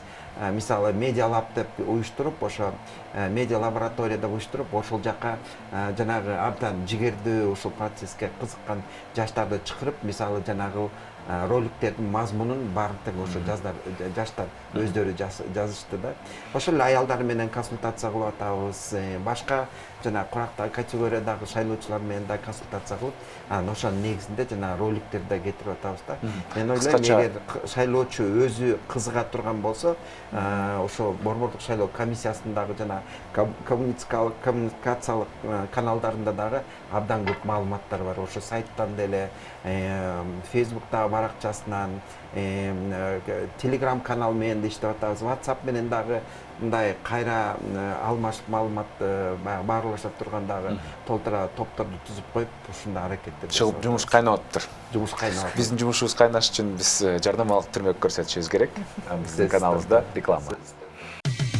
Кечтин кезекчиси Урмат Борченов. Программабызды улантабыз. Биз бүгүн медиа эксперт жана медиа тренер менен өтө маанилүү теманы талкуулап атабыз. Авламбек Жумабаев, Асель Сооронбаева. Мына сиздер республиканы түрө кыдырып журналисттерге, талапкерлерге тренинг өтүп атыптырсыздар. Ошол эле маалда азыркы учурда маалымат булагы болуп, көбүрөөк блогерлер, көбүрөөк кайсы бир пабликтер дагы бир чоң жада калса азыр эми салттуу СМИге караганда алардын дагы күчү, орду дагы көбүрөөк болуп келет. Аларга окутуулар болуп атабы? Мындай. Ооба, биз жана салттуу жалпыга маалымат каражаттар мурун деген ушу маалымат жаратууда же болбосо коомдук пикир жаратууда монополист болуп келе турган болсо, мынакей социалдык тармактарга азыр жигердүү иштеп жатат Кыргызстанда. Ошондуктан блогерлердин дагы иштери өтө маанилүү болуп атат да. Ошондуктан биз жанагы журналисттерди чакырган жерге бөлүп жарбай, блогерлерди да кошо чакырып атабыз. Ар кандай форматтагы иштерди жүргүзүп атабыз да. Жөн эле жолугушуп тренердик иштерди жүргүзүп үйрөткөн ал өзүнчө бир иш болуп атат да. Мисалы, мынакей мына ноябрдын башында дагы бизде ушу Бишкекте жана Ошто квиз найт өткөзөбүз да, интеллектуалдык оюн. Ал жакка дагы ошол биз окуткан эле журналисттер келет, биз окуткан эле ошол блогерлер келет. Анан кийин алардан жанагы кайра байланыш деп коебуз эми. Алар биздин маалыматтан эмнени түшүндү, чындап эле түшүндү, айта алып бере, баягы башка элге жеткирип бере алабы деген мааниде ошолордун баягы бизден алган билимдерин, ошол маалыматтарды дагы бир жолу бекемдеп, эс тутумуна бекемдеп коюш үчүн ошол интеллектуалдык оюндарды өткөзгөн жатабыз. Ал дагы биздин баягы ушул пландагы, медиа пландагы ишибиздин бири да. Анан кийин бул биз ушул өзүбүздүн кесиптештер менен баягы жолугушкан учурда, мына Асель менен барган учурда биринчи эле биз себептерден баштап атабыз да. Эмне үчүн былтыр октябрь окуясы болду? Эмне үчүн биз кайра ушул ансыз деле бюджетте талаш тартыш болуп турганда, башка социалдык маселелер көп болуп турган учурда биз эмне үчүн кайра шайлоо өткөзө беришибиз керек? Буга ким күнөөлүү? Деген ошо суроо салып, ошого жооп берүүгө аракет кылдык да. Эгер эсиңиздерде болсо, былтыр жазында ошо жергиликтүү кеңештерге шайлоо жарыялагандан баштап эле ошол чоң ири шаарларда өтмөк ал шайлоолор. Ошол эле Токмокто, Ошто, Бишкекте, бирок кийинчерээк жана пандемиялык баягы абал курчуп кеткендиктен алар кийинкиге жылдырылып, ал шайлоолор өттү. Мына ошондо шайлоо жарыялагандан баштап эле биринчи эле жанагы чоюлчак үйлөр пайда болгон. Алар кимдин үйлөрү? Ошол эле шайлоого катышып жаткан жанагындай жакшы жол менен барып парламентке же болбосо баягы жергиликтүү кеңештерге олтуруп калайын деген кишилер эмес. Ал деген ошол эптеп парламентке же болбосо жергиликтүү кеңештерге түшүп калып, анан өздөрүнүн кызыкчылыктан жылдырайын деген кишилер. Ошол кишилер өздөрүнүн үйүн берип коет, ГРСтеги балдар менен сүйлөшүп коет. Ал жакка деген жүздөгөн, миңдеген кишилерди бир үйгө каттай беришкен да. Мына ошентип биринчи эле чүй дегенде эле чоюлчак үйлөр пайда болгон. Андан кийин форма 3, форма 2 менен дагы чыр-чатактар болду. Бул форма 2 деген илгертен бери эле ошол шайлоо мыйзамдарында болуп келген жобо болчу. Бирок жана борбордук шайлоо комиссия эксперттер менен, юристтер менен улам жанагы коррупциялык бир көрүнүштөрдү жапкан сайын булар улам бир жагынан бир амал таап атышат да. Билесиздер, илгертен жана каруселдер бар болчу, жана бюллетендерди жана бийликтин партиясы дегендер үчүн пачкалап салган көрүнүштөр бар болчу. Ошолордун баарын улам жок кылган сайын азыр электрондук шайлоо жаңы добуш берүү. манипуляциялар. Булар болсо улам бир жолду издешет да, улам бир жолду издешет. Болбосо ал илгертен ошол мыйзамда болуп келген форма 2 менен колдонгонго эмне акылары бар эле. Бизде ушул миграция күчөгөн өлкөбүздө биз сырткы миграциябыз да күчөгөн, ички миграциябыз да күчөгөн. Мисалы Баткенде айылда жумуш жок болсо, балдардын баары келип Бишкекте иштеп атпайбы? Алар айлар, жылдап иштешет. Мына ошолор деген каякта иштеп атса, ошо жактан арыз берип, ошол жерге добуш бере турган ошо форма 2 бир жолу болчу ошонучу. Азыр буну деген жана коррупциялык ошол эле шайлоого катышкан тарапкерлер, партиялар бул киришти колдонгондуктан азыр форма 2-ни ошол жанагы мыйзамды карап атканда депутаттар өздөрү эле алып койду.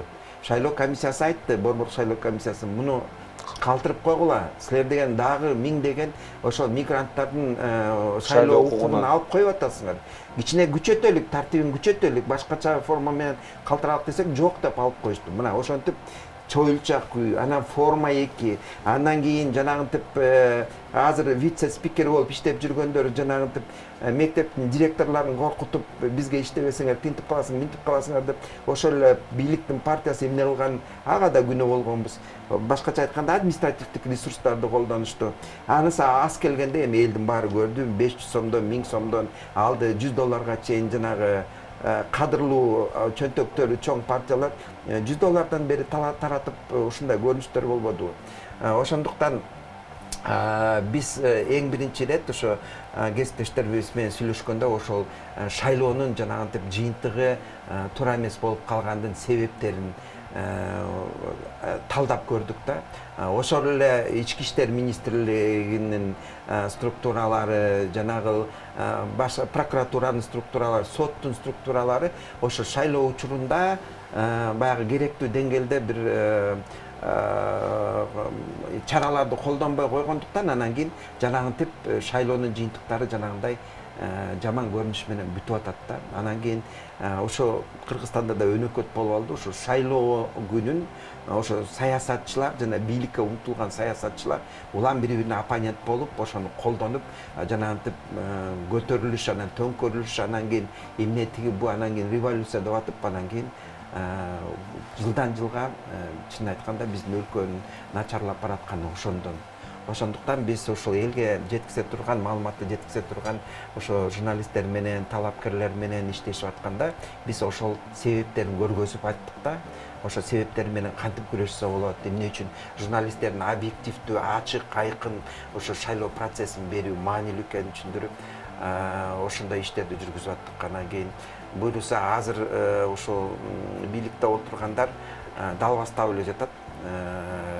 Жанагындай акча таратуу болбосун деп, мурун ооздордун учу менен айтып коюп эле каалаганын кыла беришкен. Ошол эле бийликтин партиялары.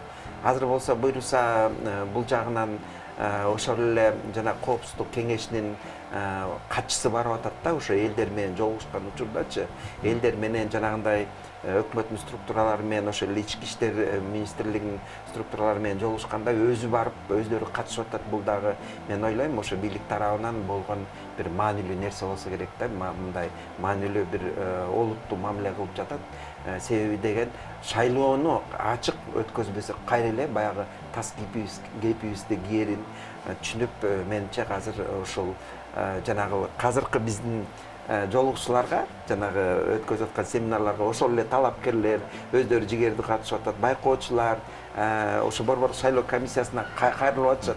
Бизди үйрөткүлөчү, бизге айтып койгулачы депчи, баягы ошол мыйзамды бузбайлы деп ошо өздөрү дагы кооптонуп жатканы сезилип жатат да. Биз дагы ошол баягы тапта ошо жанагындай түшүндүрүү иштерин жүргүзүп атабыз. Авланбек агай айтпадыбы, жана социалдык жарылууларга шайлоонун жыйынтыктарынын плас бурмалоо жолу, анан кийин жанагындай кастык тили деп да калбадыкпы? Кастык тили шайлоо учурунда аябай көбөйөт, күчөйт. Анан кийин аны болсо мүмкүн болушунча кыскартыш керек, деги эле жок кылыш керек деп. Кандай жолдору бар? Анан кийин эмне үчүн шайлоо учурунда шайлоо кастык тили көбөйөт?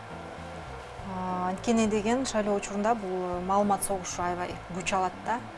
Кастык тили ошо маалымат согуш болгон жерде жүрөт да алчы. Анан жана изилдөөлөргө инструмент изилдөөлөргө ылайык жана школа миротворчества деген уюмдун изилдөөлөрүнө ылайык 4 эсе көбөйүп ошо шайлоо учурунда бизде жанагы диндик чыдамсыздык, регион аралык кастыкты козутуу, анан дин аралык динне карап басмырлоо же болбосо улут аралык кастыкты козутуу күчөп кетет экен да. Анан ал үчүн жоопкерчилик бар деп биз ошо талапкерлерге эскертип атабыз да. Мынакей ушундай болуп кетип атат. Социалдык тармактарда деле, кадимки сүйлөшүүдө, дебат учурунда деле болуп кетет андай.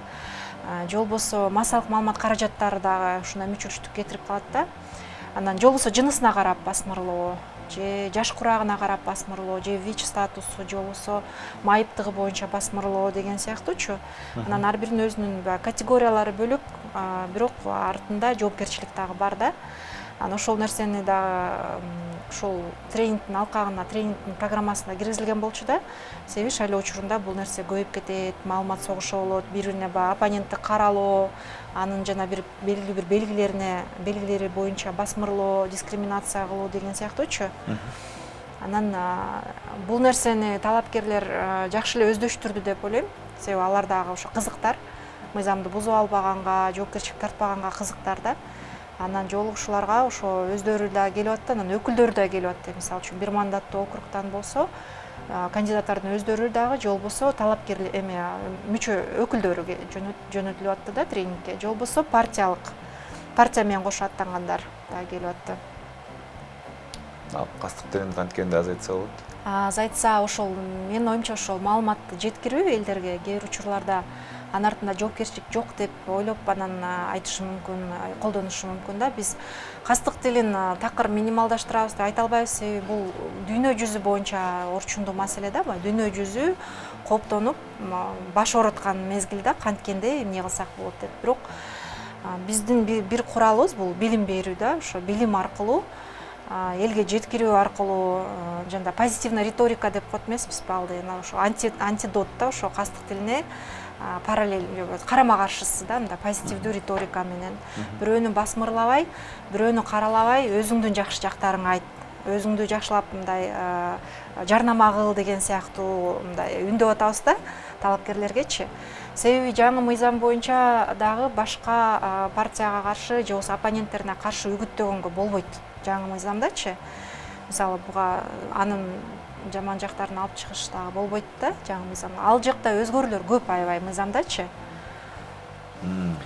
Бул эми кастык тили негизинен социалдык түйүндөргө тиешелүү, тармактарга тиешелүү маселе да. Анан кийин бул маселе дагы ушу жайында болуп өткөн бир окуя болот да. Президент кол коюп жанагы ишкерлик менен аракет кылып жүргөн депутаттар, бизнесмен депутаттар ошол жана фейктерге каршы деп мыйзам кабыл алынган, эсиңиздерде болсо керек. Анда дагы ошо медиа тармакта иштеп жүргөн эксперттердин көбү чуулдап айтканбыз, бул туура эмес, бул кылганыңар деп. Ошол эле мынакей бизге караганда демократия үйүнү басымдуураак, азыраак деген ошол эле Казакстанда медиа сабаттуулук сабагын мектептерге чейин киргизди. Башкача айтканда бул жаңы нерсе болуп аткандан кийин биз элдин арасында агартуу иштерин жүргүзүшүбүз керек. Анан кийин мыйзамды кабыл алып койсо, бир депутат демилгелеген мыйзам кабыл алып койсо эле баары бүтүп калмак беле, бүтпөйт анын баары. Мына азыр шайлоо учурунда бул күчөйт. Жана антип бири-бирин коркутуп, бири-бирин тилдеп, бири-бирин кемсинтип кылган нерселер көбөйөт. Ошондуктан бул Асел айтып атпайбы, эң биринчи ирет бул жерде медиа сабаттуулук биринчи бир орунга чыгыш керек да, элдин арасында түшүндүрүү иштерин жүргүзүш керек. Анан кийин жана антип мыйзам кабыл алып койсок эле баары токтоп калат деген туура эмес көрүнүш. Ал мыйзамдын кереги жок болчу, аны деген ошо Кыргызстанда иштеп жаткан башка мыйзамдардын негизинде деле ошон бир жоопкерчиликке тартса болмок ал адамдар да. Булар болсо мыйзамды кабыл алып коюп биз азайтабыз деп азайта алышпайт. Мынакей азыр эле ошо социалдык түйүндөрдө ассаңар деле бири-бирин кемсинтип, бири-бирин каралаган материалдар толуп кетти. Ошондуктан эң биринчи ирет биз ошо Борборлук шайлоо комиссиясында былтыр Facebooktун администрациясы менен жолугушканбыз. Быйыл болсо TikToктун администрациясы менен да жолугушууларды өткөздүк. Башкача айтканда, мунун дагы башка инструменттери бар. Ошол администрациялар менен иштеп, ошол Кыргызстандагы маалымат аянтына көбүрөөк көңүл буруп, ушул шайлоо учурунда аларда жардам берсе деген. Администрациялар айтып атат, ошол социалдык тармактан администрациялар биз силер менен иштегенге ачыкпыз, келгиле иштейлик деп ошо формаларын издеп атабыз да. Ошондуктан биз дагы түшүндүрүү иштерин жүргүзгөндөн тышкары ошо медиа тармакта дагы бул маселелерди талкуулап, өзүбүздүн иш аракеттерди жүргүзүп жатабыз. Бирок бул бир күндүн ичинде боло турган нерсе эмес, адамдардын өздөрүнүн ниетинен. Эгер адамдар кой ушул улам эле шайлоо өткөзө бербейлик, улам эле ушу миллиондогон акчалар ушул жака кете бербесин дей турган болсо, ошо тандоону да туура кылышып, жанагынтип ыплас жолдор менен келген талапкерлердин колго чаап, ошолордун 500 сомдук акчасын 500 сомго билбейм азыр эмне алса болот. Ошо акчасын албай, ошол туура жакшы мыктыларын тандап ала турган болсок, ошол парламентке азыркы чакырылышты аны биз айткан эмеспиз, Атамбаев атап кеткен чимкириктер деп. Ошондой чимкириктер келбесин десе, өткөдө азыркы президенттер да айтты. Эгер мынакей мен бардык мүмкүнчүлүктөрдү түзүп атам деди. Эгер дагы чимкириктерди шайлап алсаңар, анда өзүңөр чимкирик болосуңар деп айтпадыбы. Ошондой баягы бул да чимкирик дегенде бул дагы кастык сөз, туурабы? Бул дагы плас сөз, бирок тилекке каршы ошол акыркы жогорку кеңештин чакырылышы кылган иш үчүн биз эч кимди мактай албайбыз, эч кимге рахмат айта албайбыз. Алар кабыл алган мыйзамдан бүттөн өлкөнү артка сүйрөй турган мыйзам ошол эле жанагы фейктерге каршы деп коюп, баягы журналисттердин оозун басабыз деп кылган аракеттер да. Ошондуктан бул мынакей шайлоо процесси дагы алдында болуп жаткан окуяларда көргөзүп атат, андай мыйзам менен биз эч кимдин оозун баса албайт экенибизди. Муну үчүн агартуу иштерин жүргүзүшүбүз керек.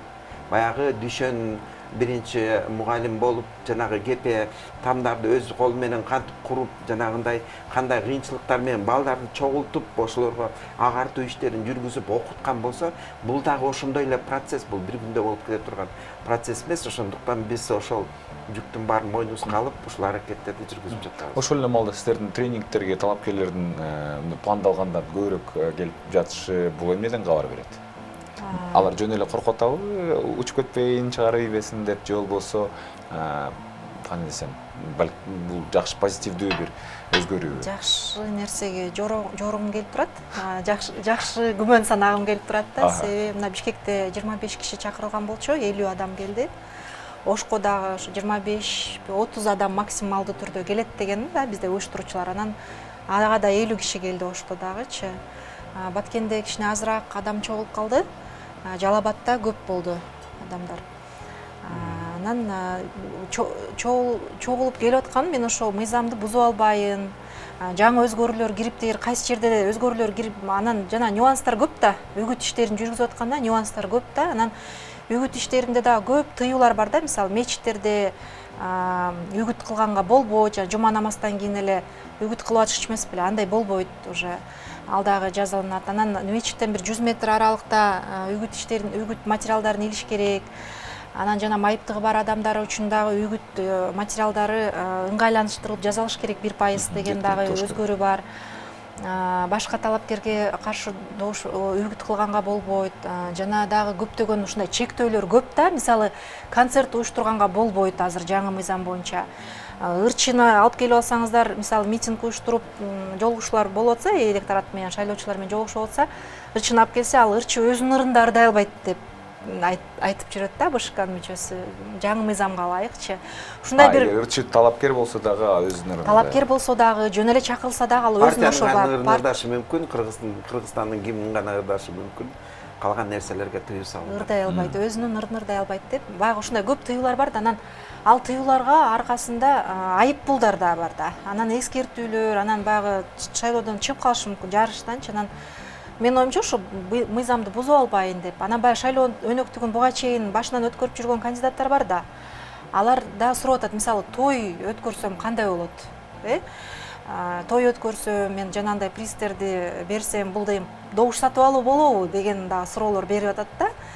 Ал ошо шайлоонун мурда башынан өткөрүп жүргөн адам сурайт да андай нерсеничи. Анан Ал жерде БШКнын мүчөсү айтып атат, болбойт. Мына каттоодон өттүң, регистрациядан өттүң, той пойлордун баарын жыйыштырып койгула депчи. Себеби ошо тойдун аркасы менен баягы манипуляция кылып элди өзүнө тартып алышы мүмкүн да, мындай жакшы чоң той берди, жанагындай улак тартыш кылды, байге салды деп элдер бул манипуляция да, шайлоочунун аң сезими менен ойногон манипуляция. Анан каттоодон өттүң, мына шайлоо өнөктүгү баштале элек, шайлоо үгүт иштери баштале элек, бирок каттоодон өткөндөн кийин алардын баарын жыйыштырып коюш керек деп жооп берип атышат да, шайлоо БШКнын мүчөлөрүчү.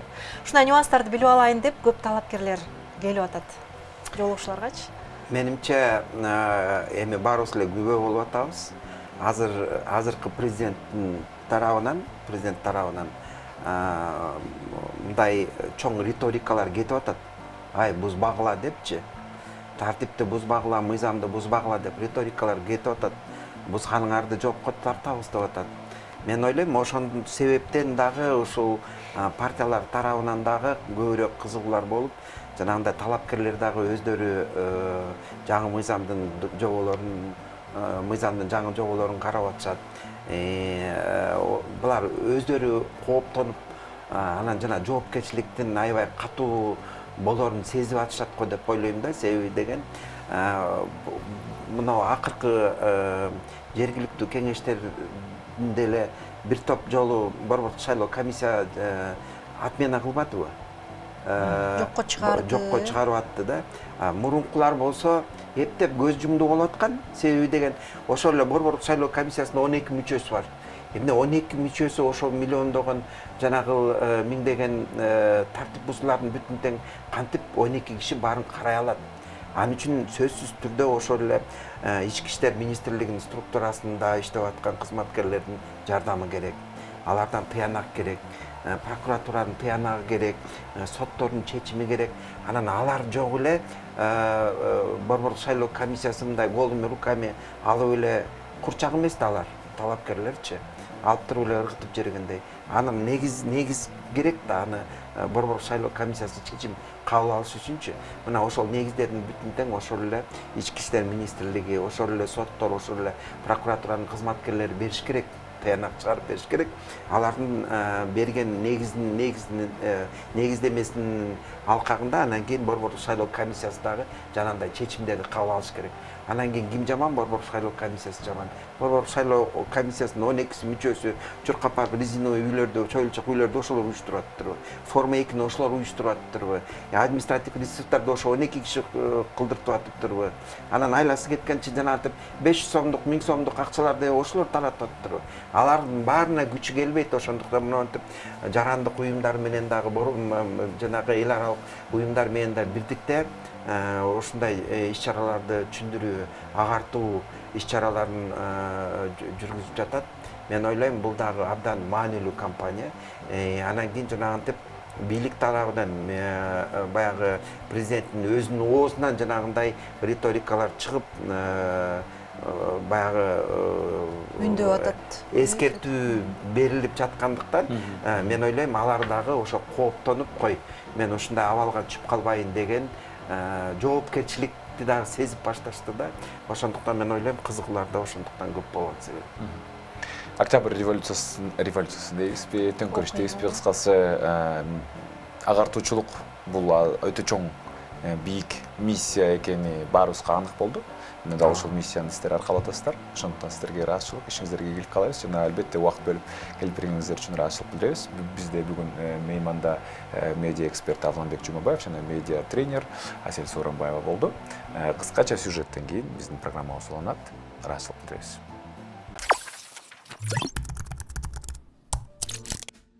17 июнда Азия Молл соода борборунун 3-кабатында чоң жана медиа чөйрөнүн өкүлдөрү үчүн маанилүү иш-чара өттү.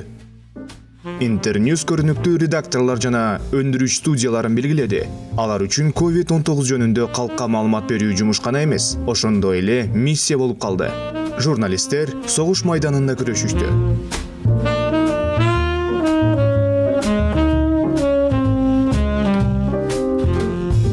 наверное, как все, было все очень сложно. С самого начала карантина мы были с нашими партнерами. Мы видели... Баары абдан кыйын болду. Карантин башталгандан бери биз өнөктөштөрүбүз менен бирге болдук. Иштөө канчалык кыйын экендигин, кандай чектөөлөр болгонун, маалымат алуу канчалык кыйын экендигин көрдүк. Ал тургай жеке коргоо каражаттары болгон эмес. Элементардык маалыматтык колдоо болгон эмес. Биринчи толкун өттү. Андан кийин саясий кризис болду. 20 жана 21 жылдары чексиз кризистер болду. Биз медианын кадимки функциясынан ашып кеткенин көрдүк. Алар жөн гана маалымат менен бөлүшпөстөн өзгөрүүлөрдүн социалдык агенттери болуп калышты.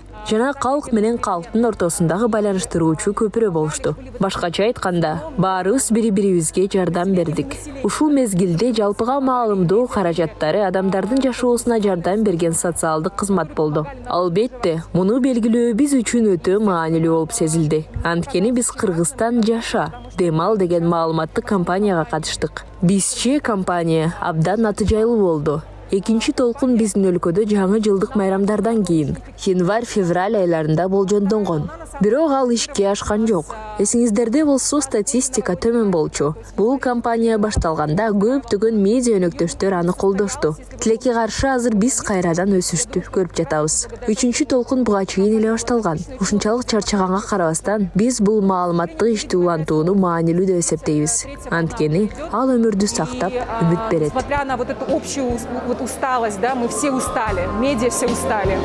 Мы считаем важным вот эту информационную работу продолжать, потому что она спасает действительно жизни, она дает надежду. Ошондой эле ТВ1 KG редакциясына COVID-19 темасында үзгүлтүксүз түз эфир үчүн эстелик кубогу берилди. Хотелось бы выразить огромную благодарность. Мен Интерньюска жана USAID-ке терең ыраазычылыгымды билдирем. Ковид жөнүндө айтып берүүнү, биз кылган нерсени сактап калуу үчүн 2020 жылы эң оор учурда, пандемия учурунда биздин командабызды сактап калуу үчүн материалдык жардам көрсөттү. Алардын жардамысыз көптөгөн редакциялар үчүн өтө оор болмок. Биз Кыргызстандын бардык калкына маалымат жеткирүүгө аракет кылдык. Бүгүн биз ушундай статуэтканы алдык. Редакциям было бы и очень трудно. Мы постарались донести информацию для всего населения Кыргызстана и сегодня получили вот такую вот статуэтку. Ошондой эле биздин кесиптештер телеканалдар жана өндүрүш студиялары сыйланды. Өткөн жылы көптөр кыйынчылыктарга туш болушту. Биз менимче башка маалымат каражаттары сыяктуу, балким башка медиага караганда коронавирус мезгилин кандайдыр бир деңгээлге кыйыныраак баштан кечирдик. Башкаларда эле каржылык кыйынчылыктар жана моралдык кыйынчылыктарга туш болдук. Бардык жамаатыбызга, журналисттерге өз кесибине аябай берилгендиги үчүн чоң рахмат. Ушундай кыйынчылыктарга карабастан алар тоскоолдуктар болгон шарттарда түнү күнү иштөөнү улантып, калкты кабарлап турушту. Спасибо всему нашему коллективу, всем нашим ребятам, журналистам, немногочисленным, но очень преданным своей профессии, что они, несмотря на все эти трудности, продолжали работать ночами, днями, ночами, сутками. В условиях, когда со всех сторон были препятствия и блокпосты, продолжали информировать, понимая, насколько это важно. Расмий бөлүктөн кийин медиа коомчулугуна Интерньюстан жаралган өлкөбүздөгү COVID-19 каршы күрөшкө байланышкан мини-фильмдерди көрсөтүштү. Истории вдохновлены реальными историями. Окуялар чыныгы окуялардан шыктандырылган. Ар бир эпизод биздин жашоочулар бөлүшкөн жааматтык образ. То есть для каждой серии проинтервьюировали. Ар бир эпизод боюнча мындай кырдаалга ким туш болгонун жана ким мындай кырдаалды башынан кандай кечиргендигин түшүнүү үчүн көптөгөн адамдар менен маектешүү жүргүзүлдү. Эпизоды, скажем так, которые рассказывали, я бы сказала, о реальной жизни кыргызстанцев.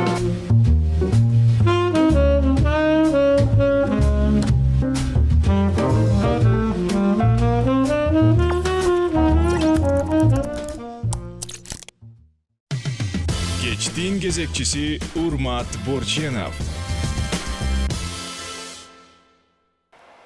Урматтуу көрөрмандар, биз темабызды улантабыз. Албетте жакын арада 28 ноябрда Кыргызстанда дагы бир чоң саясий окуя, парламенттик шайлоолор, депутаттардын шайлообу болот. Мына дал ушул шайлоолорду жеткирүү элге чагылдыруу боюнча атайын азыр тренингтер өтүүдө. Мына ошол тренингтердин уюштуруучуларынын бири бүгүн бизде Zoom менен байланышта. Анда дал ошол биздин медиа эксперт жана ошондой эле эркин журналист Гүлзат Газиева менен байланышыбызды баштайлы. Саламатсызбы, Гүлзат айым?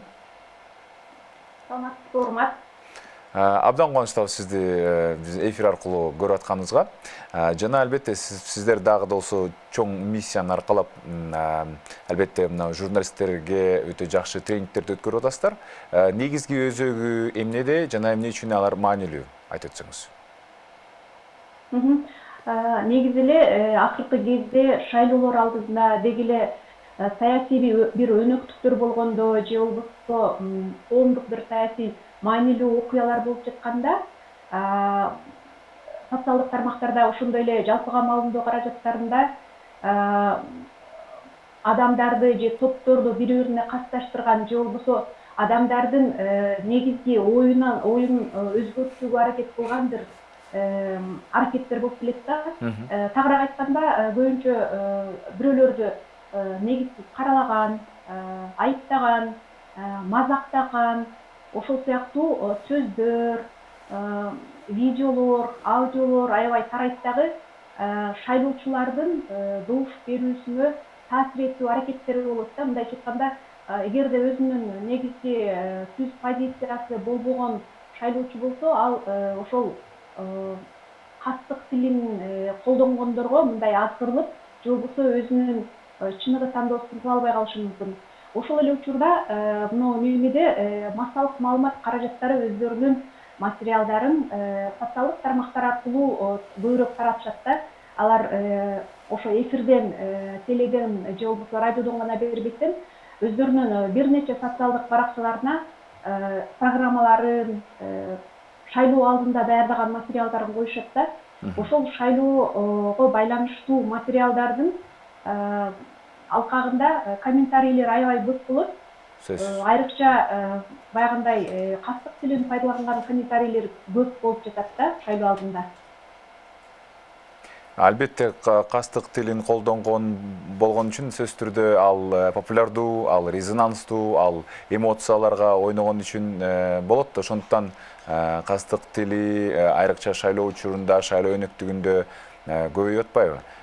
Муну азайтуу боюнча кандай иш аракеттерди жасасак болот биз журналисттер катары жана жалпы эле коом катары? Негизинен журналисттер ошол социалдык тармактарда иштеп атканда жөн эле таратып койбостон, ошол жазылган комментарийлерди анализдөө аракетинде кылыш керек да. Мисалы, деги эле кастык тилин колдонгондор кимдер дегенге мындай жооп айткым келет да. Аны кастык тилин ошол деги эле көбүнчө социалдык тармактардагы баягы шайлоо алдындагы материалдар жөнүндө сөз болгондо фейктер көбүрөөк колдонуп атат, тролл фабрикалар колдонуп атат. Ошондой эле катардагы жарандар биздин тааныштарыбыз деле ошо кастык тилин пайдаланган учурларды биз көп көрүп калабыз да. Анан алар комментарий жазганда ошол комментарийлерге маалымат таратып аткан булак, ЖМК дейбиз же кайсы бир маалымат булагы реакция кылганы жакшы болот да. Кээ бир учурда массалык маалымат каражаттары же болбосо ошол каналдын ээлери комментарийлерди өчүрүп салуу менен же болбосо комментарий жазып аткан ошол кастык тилин пайдаланып комментарий жазып аткан колдонуучуларды блоктоп коюу менен ошол жолдон чыгып жүрүшөт да. Бирок менин оюмча бул туура эмес болуп калат. Себеби биз маселени чечмейинче ал кайрадан көчөшү мүмкүн, кайрадан кастыкты кайрадан ошондой эле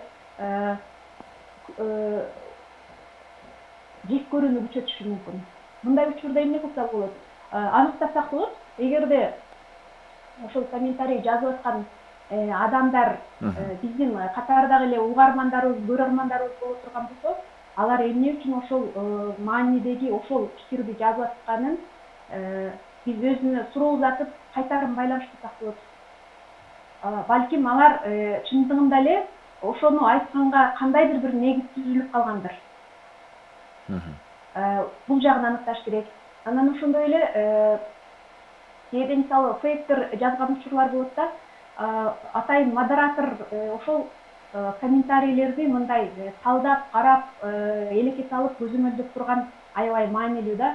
Себеби эң мындай жакшы эле ниетте жасалган же жакшы деңгээлде мындайча айтканда стандарттар колдонулуп эле жасалган материалдын түбүндө деле кастык тилин колдонуп жазган комментарийлер учурап калат. Ошон үчүн модератор бул жерде кеске салып турган маанилүү. Ошондой эле деги эле кастык тилин кимдер эмне үчүн пайдаланат дегенге мындай токтолгум келет да. Кастык тили жөндөн жөн эле колдонулбайт да. Эгерде катардагы көрөрман же угарман ошол кастык тилин пайдаланып жазып аткан болсо, анын негизги бир ою себеби бар. Же болбосо анын психологиялык бир абалы ошондой түртүп атат. Же болбосо ошол ойду айтууга кандайдыр бир анын нааразылыгы бар. Ошон үчүн бул жөндөн жөн эле кастык тили пайдаланылбайт. Анан экинчи жагы азыр фейк жасалма же болбосо жалган аккаунттар менен каалаган нерсесин же болбосо экинчи тарапты каралоо үчүн дагы курал кылып пайдаланып атышат да ошол немелердичи, аккаунттарды. Булар болсо атайын мындай ойлонулган, алдын ала пландалган мындай бир неме түзүлгөн, стратегия түзүлгөн багытта иш жасап атышат да. Бул менен аябай күрөшүш керек деп ойлойм. Кандай күрөшүү жолдору бар деп сурашыңар мүмкүн. Алдын ала эле мен ошону эмес кылып. Деги эле элдин, жалпы элдин медиа сабаттуулугун көтөрүш керек деп ойлойм да. Аларды кантип көтөрсө болот? Мисалы, талкууларды уюштурса болот. Карапайым эле ошол эл, ал кастык тили эмне экенин билип билбей эле жазып аткан эл, ошол нерсени окуй турган бир платформалар бар да. Мисалы, азыр элдин көпчүлүгү WhatsApp пайдаланып атышат, Telegram каналдарын пайдаланып атышат. Ошолорго кыска эле деги эле кастык тили эмне экен, анын кандай немеси бар экен, мындай кесепети тие тургандыгы. Деги эле эгерде ал кастык тилин пайдалануу менен бир улуттар аралыкты же мындай кайсы бир топтор аралык кастыкты козутууга мындай жем таштап койгон болсо, ал үчүн жоопкерчилик бар экендигин ушу жөнөкөй жаранды эле билгидей кылып кыска роликтерди жасаса болот. Кыскача мындай элге жеткиликтүү кылып даярдаш керек деп ойлоймун да. Жоопкерчилик кандай жоопкерчиликтер бар? Ошол журналисттер үчүн же болбосо балким пабликтер үчүн же азыр маалымат булагы болуп жана социалдык тармактарда карагандай пабликтер, ошол эле блогерлер болуп калбадыбы? Кандай жоопкерчиликтер бар эгерде, мисалы үчүн айталы, бир саясатчынын мындай активдүү көрманы, фанаты болуп баарын шыбап атса же болбосо жалган маалымат менен каралап аткан болсо, кандай чаралар көрүлөт? Мындай жаңы өзгөртүүлөргө ылайык мындай катаалдантыбы бир чаралар же болбосо эмне күтөт? Өз негизи бизде Кыргызстанда сөз эркиндиги бар деп аябай мындай мактанып дагы келебиз да. Анан акыркы кезде ошол социалдык тармактар бардык адамдардын жашоосуна жакын мындай киргендиги үчүн бул сөз эркиндигин кандайдыр бир деңгээлде көзөмөл салыш керек деген дагы пикирлер айтып келет да. Бул жерде мисалы Гүлшат Асылбаеванын демилгелеген маалыматты манипуляциялоо жөнүндөгү мыйзам жөнүндө айтсак болот да. Бул мыйзамдын эки жагын караш керек да. Биз кээ бир учурда ошол мыйзамды кабыл алуу менен өзүбүздүн негизги мындай байлыгыбыз болгон сөз эркиндигин чектөөгө барып калышыбыз мүмкүн. Бир жагы. Экинчи жагы ошол менен чектөө аракеттери болот деп айтабыз. Эми элди мыйзам менен коркутуу же болбосо мыйзам бар экендиги, анын иштеп башкаларга мындай сабак боло тургандагыдай жагын дагы карап көрсөк болот. Бирок мен неме катары медиада иштеген ошо медиа кесибин аркалаган адам катары айткым келет. Эгерде биз кастык тили жөнүндө сөз кылганыбызда кайсы жерде чеги болуш керек бардык нерсеничи. кайсы жерде биз мыйзамдуу түрдө чара көрүшүбүз керек. Анан кайсы жерде биз аны балким уяткаруу, балким анын мындай айтып жеткирүү же коомдук пикир жаратуу аркылуу мындай сеске салуу жагын айткым келет да. Өзү Конституцияда деле эң жакшы эле мыйзам бар. Расалык, эми раса деп айтканга бизде неме болбой калат, бизде бир эле окшош эле калк жашайбыз дегилечи, Кыргызстан кичинекей өлкө эмеспи. Улуттар аралык, этникалар аралык, же болбосо кайсы бир топтор аралык, диний көз караштагы адамдар аралык эгер катташууну козутуп, ошого шыкакчы болгон болсо, ошондой эле ошол нерсени айтуу менен эле калбастан, анын ошондой ниети бар, анан аткаруу колунан келе турган болсо, бул мыйзамдык түрдө жоопкерчиликке тартыла турган жагдай болуп эсептелинет да. Эгерде ал өзүнүн нааразылыгын жөн эле бир сарказм аркылуу, же бирөөнү мазактоо, же бирөөнү окшоштуруу аркылуу айткан болсо, бул мыйзам түрүндө аны сөзсүз эле соттоп, же болбосо бир мындай айып салуу, бул аша чапкандык болуп саналат. Мен жеке мындай неме катары, медиа кызматкер катары ушундай көз карашты дайым карманып келем. Гүлзат айым, сиздердин тренингдин дагы бир темасы бул эл аралык журналистикадагы шайлоолорду чагылдыруу экен. Эл аралык стандарттар кандай болот негизи? Биздин журналисттер канчалык деңгээлде ошол стандарттарга жооп берип шайлоону элге жеткирип атышат? Негизи эле шайлоо өнөктүгү башталгандан тарта журналисттерге бир катар окутуулар жүргүзүлүп келет да, деги эле шайлоону кандай чагылдырыш керек, эмнелерди эске алыш керек, кандай өзгөртүүлөр болду деген сыяктуучу. Анан дайым буга чейин биздин ишибизде болуп келген, өзгөрүүсүз эле келаткан журналистиканын эл аралык стандарттары деген бар да. Бул деген бейтарап болуу, кайсы бир тараптын же кайсы бир партиянын камчысын чаппоо, же болбосо ошолордун куралы болуп калбоо, бардык тарапка бирдей мүмкүнчүлүктөрдү берүү. Эгерде биз бир партиялар жөнүндө материал даярдап аткан болсок, анда бир маселе жөнүндөчү, анда биз ошол шайлоого аттанып аткан партиялардын бир катарына, мүмкүн болсо баарына сөз берүүгө мүмкүнчүлүк беришибиз керек да, алардын өзүнүн пикирин, позициясын билдиргенчи. Анан ошондой эле толук маалымат таратуу керек. Кээ бир учурда биз контексттен жулуп алып эле журналисттер ошол контексттин баарын айтпастан кайсы бир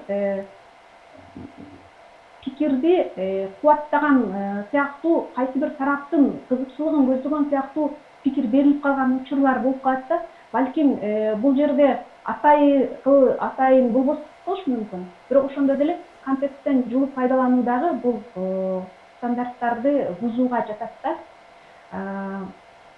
Маалымат булагы ишенимдүү болуш керек.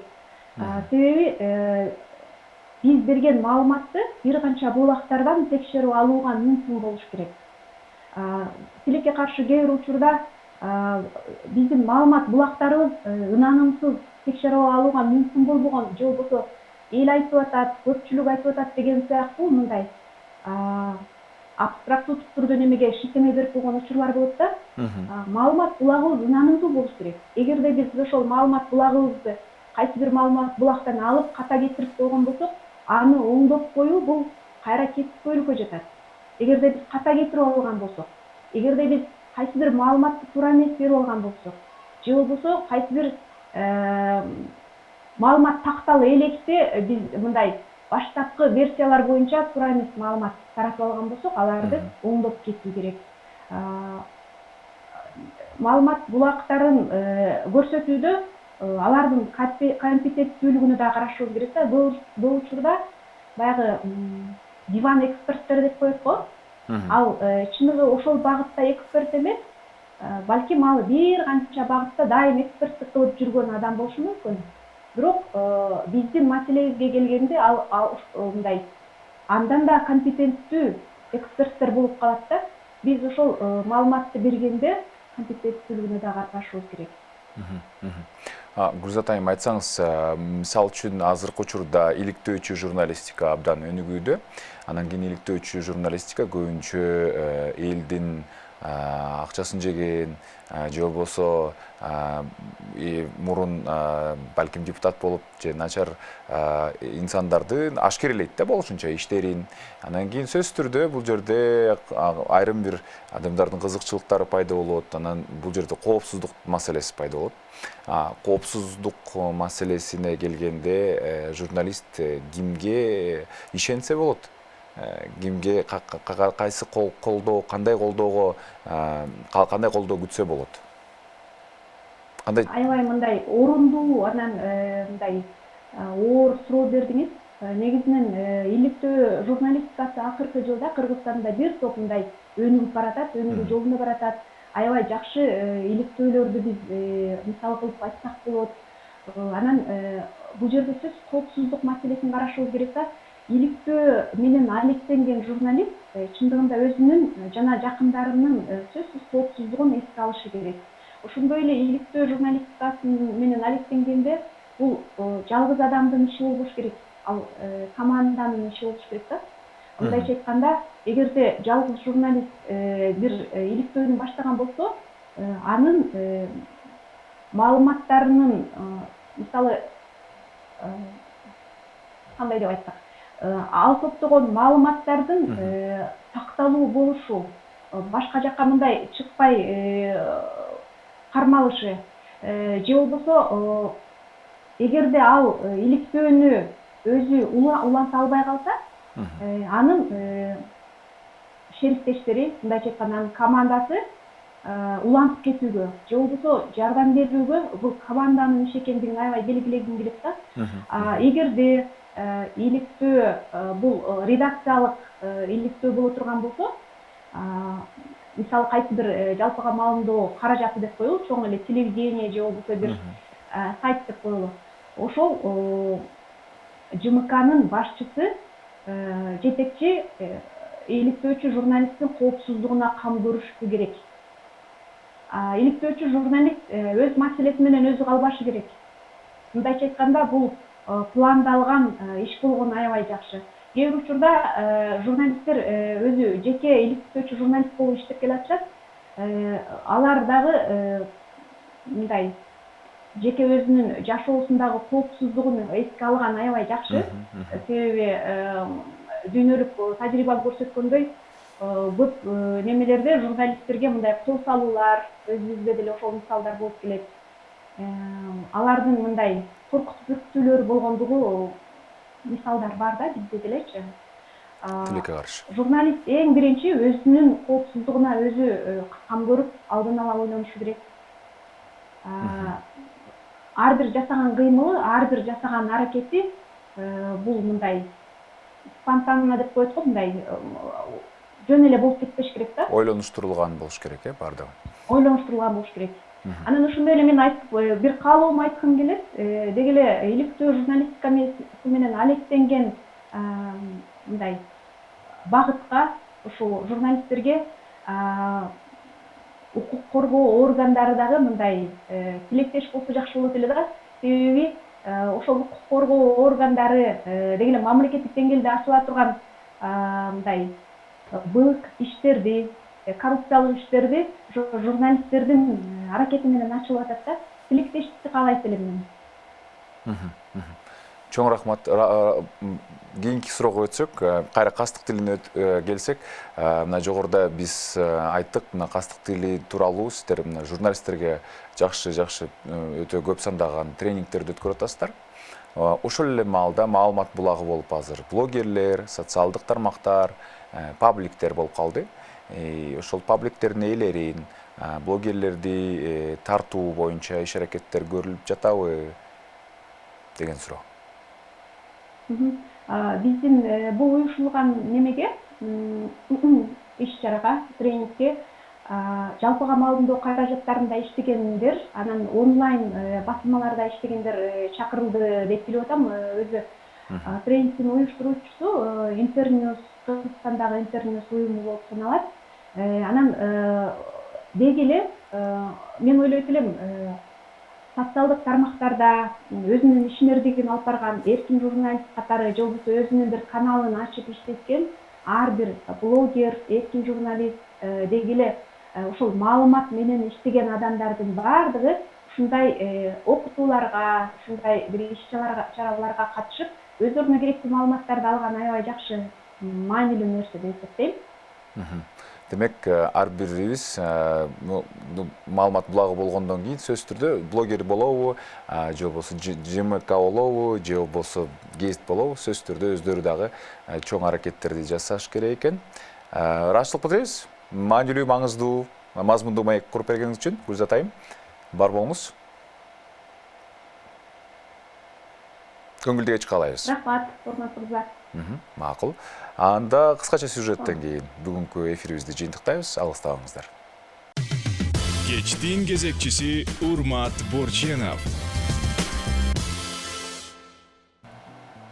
Программабызды бүгүнкү маанилүү ой менен жыйынтыктагым келип турат. Сөзсүз түрдө азыркы учурда баарыбызга агарып жана агартуу керек экен. Албетте, андыктан ар бир көз ирмемди, ар бир бош убактыңыздарды дал ушул максаттарда колдонсоңуздар, сөзсүз түрдө биз сиздер менен чогуу бакубат коом курабыз. Бул иш күндүн кечи долбоору болду. Кайрадан кийинки эфирде көрүшкөнчө, амандашканча бар болуңуздар.